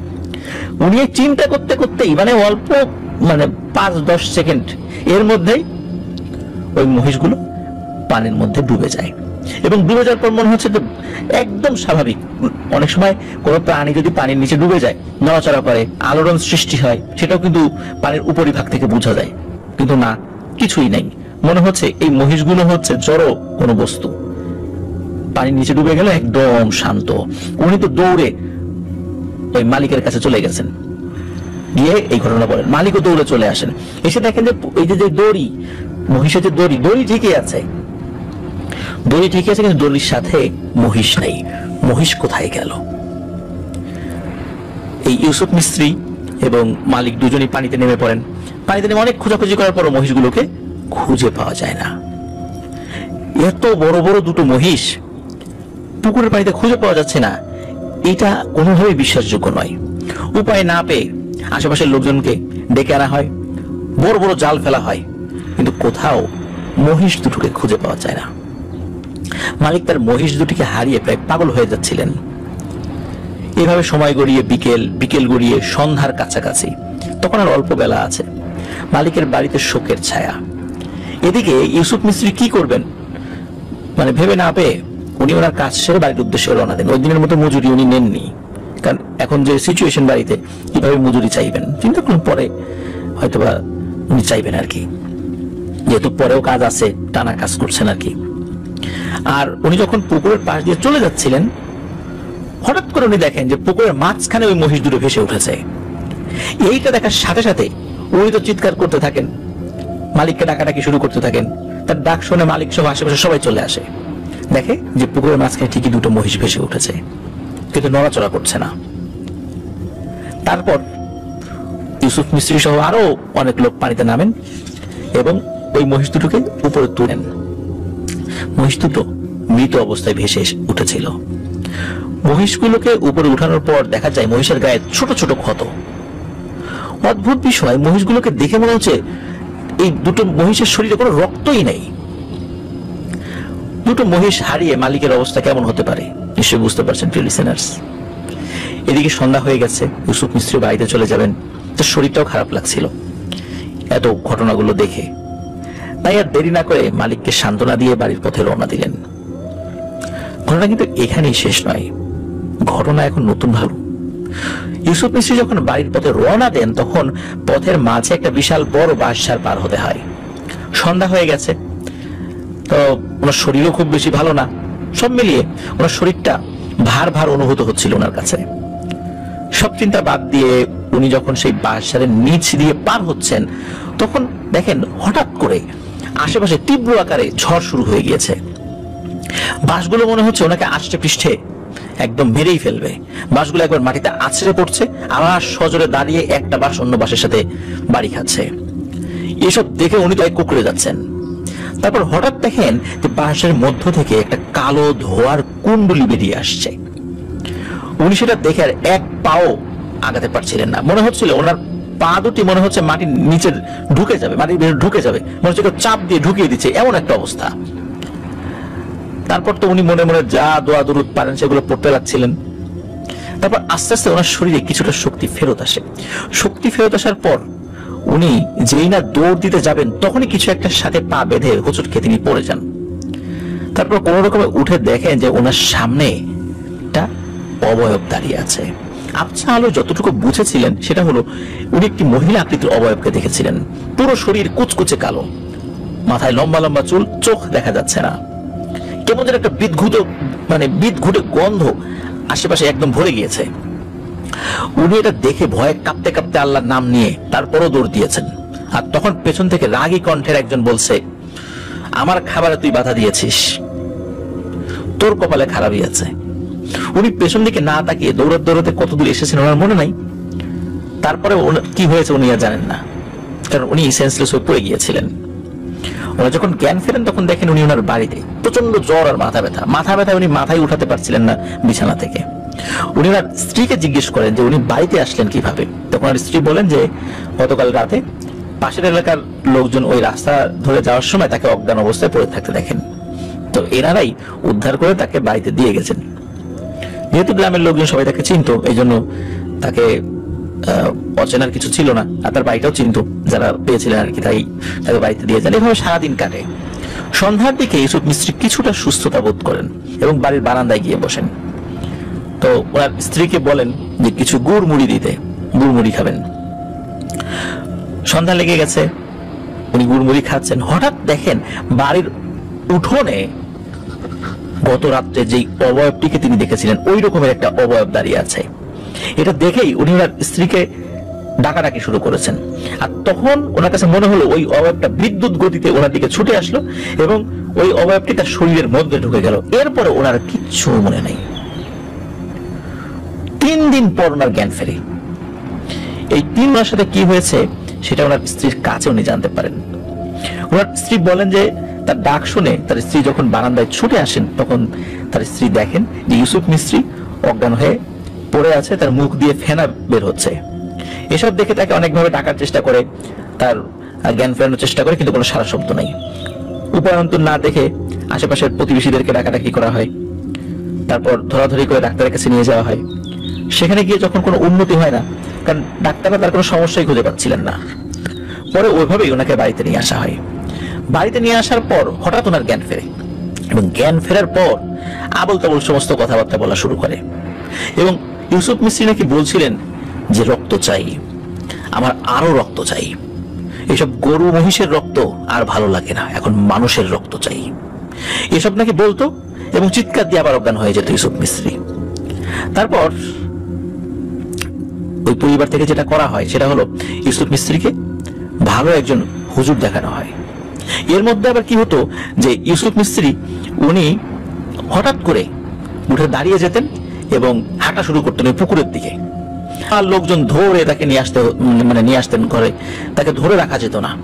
এই যে এত কিছু যে হচ্ছে ওনার কিন্তু কোনো সেন্সই ছিল না। এই 3 দিন আসলে কি হয়েছে এটা উনি বলতেই পারেন না। একজন হুজুরকে ডেকে আনা হয়, ইমাম সাহেব অবশ্য, উনি একটা মসজিদের ওখানকারই। তো ইমাম সাহেব সব দেখে বলেন তার স্ত্রীকে যে আপনার স্বামীকে তো একটি পিশাচ জিন আক্রমণ করেছে। তো ইমাম সাহেব তার যে রিচুয়াল সেটা শুরু করেন, রুকিয়া শুরু করেন, এবং এইটার এক পর্যায়ে ওই পিশাচ প্রকৃতির জিনটা সেটি ইউসুফ মিস্ত্রির উপর ভর করে। তখন ওই জিনের মুখ থেকে সব ঘটনা শোনে যে কি হয়েছিল। ওই জিনটি বলে যে সে এই পুকুরেই থাকে, সেদিন ওই মহিষগুলোর রক্ত তার খাবার বানিয়েছিল ওই পিশাচ প্রকৃতির জিনটি। রক্ত খাওয়ার পর মাংসও খাবে, এটাই তার অভিপ্রায় ছিল। কিন্তু এই ইউসুফ মিস্ত্রি ওই মহিষগুলোকে তলিয়ে যেতে দেখে এবং এরপর যেভাবে সে চিৎকার চেঁচামেচি শুরু করে, আশেপাশের লোকজন চলে আসে, কারণ খুব অল্প সময়ের মধ্যেই তো এই ঘটনাগুলো ঘটেছে। তুলিয়ে নিয়ে যাওয়ার অনেকক্ষণ পর যে এসেছে তা কিন্তু নয়, অল্প সময় পরেই লোকজন পুকুরে নেমে গেছে। আর এই কারণে ওই পিশাচ প্রকৃতির জিনটা সে পরিপূর্ণভাবে এই মহিষ দুটোকে খেতে পারেনি, যার কারণে সে এই ইউসুফ মিস্ত্রির উপর ক্ষিপ্ত হয়েছে। কারণ ও দেখে ফেলেছিল লোকজনকে ডাকাডাকি করেছে, লোকজন সাথে সাথে সে ঝাঁপিয়ে পড়েছে, তার খাওয়ায় বাগড়া দিয়েছে। এই জন্যই মূলত এই পিশাচ প্রকৃতির জিনটা ইউসুফের উপর খুব ক্ষিপ্ত ছিল। হুজুর যখন ওই জিনকে চলে যেতে বলেন, ওই জিন তো হাসি ঠাট্টা শুরু করে। তখন হুজুর রেগে গিয়ে ওই জিনটাকে বোতলে বন্দি করেন এবং হুজুরের সাথে করে নিয়ে যান। তারপর ইউসুফ মিস্ত্রিকে পানি পড়ার ঝাড়ফুঁক দিয়ে যান এবং এরপরেই পরের দিন সকালবেলা ইউসুফ মিস্ত্রির জ্ঞান ফেরে এবং পরিপূর্ণভাবে সুস্থ হয়ে ওঠেন আর কি, আর কোনো সমস্যা ছিল না। তো আল্লাহর অশেষ রহমতে ওনার সাথে পরবর্তীতে আর কোনো ঘটনা ঘটেনি, এখনো পর্যন্ত ঘটেনি বলে আমাদেরকে জানিয়েছেন মোহাম্মদ আব্দুল্লাহ। ইউসুফ মিস্ত্রি এখনো কাঠমিস্ত্রির কাজ করেন, এখনো নাকি কথা হয় ইউসুফ মিস্ত্রির সাথে আব্দুল্লাহর। তো চমৎকার একটি ঘটনা প্রিয় লিসেনার্স, আশা করছি এই ঘটনাটি আপনাদের ভালো লেগেছে। আরো ধন্যবাদ জানাচ্ছি মোহাম্মদ আব্দুল্লাহকে এই ঘটনাটি আমাদের সাথে শেয়ার করার জন্য। আর ইউসুফ মিস্ত্রি তিনি যেহেতু আমাদের সাথে এই ঘটনাটি শেয়ার করেছেন মোহাম্মদ আব্দুল্লাহর মাধ্যম দিয়ে, ইউসুফ মিস্ত্রি হয়তোবা আপনার এই ঘটনাটি আপনি শুনছেন, আপনার উদ্দেশ্যেই বলছি, আপনার জন্য শুভকামনা থাকলো। আল্লাহ আপনার সহায় হন, আপনি যে কাজটি করছেন আপনার কাজের মধ্যে আল্লাহ তাআলা বরকত দান।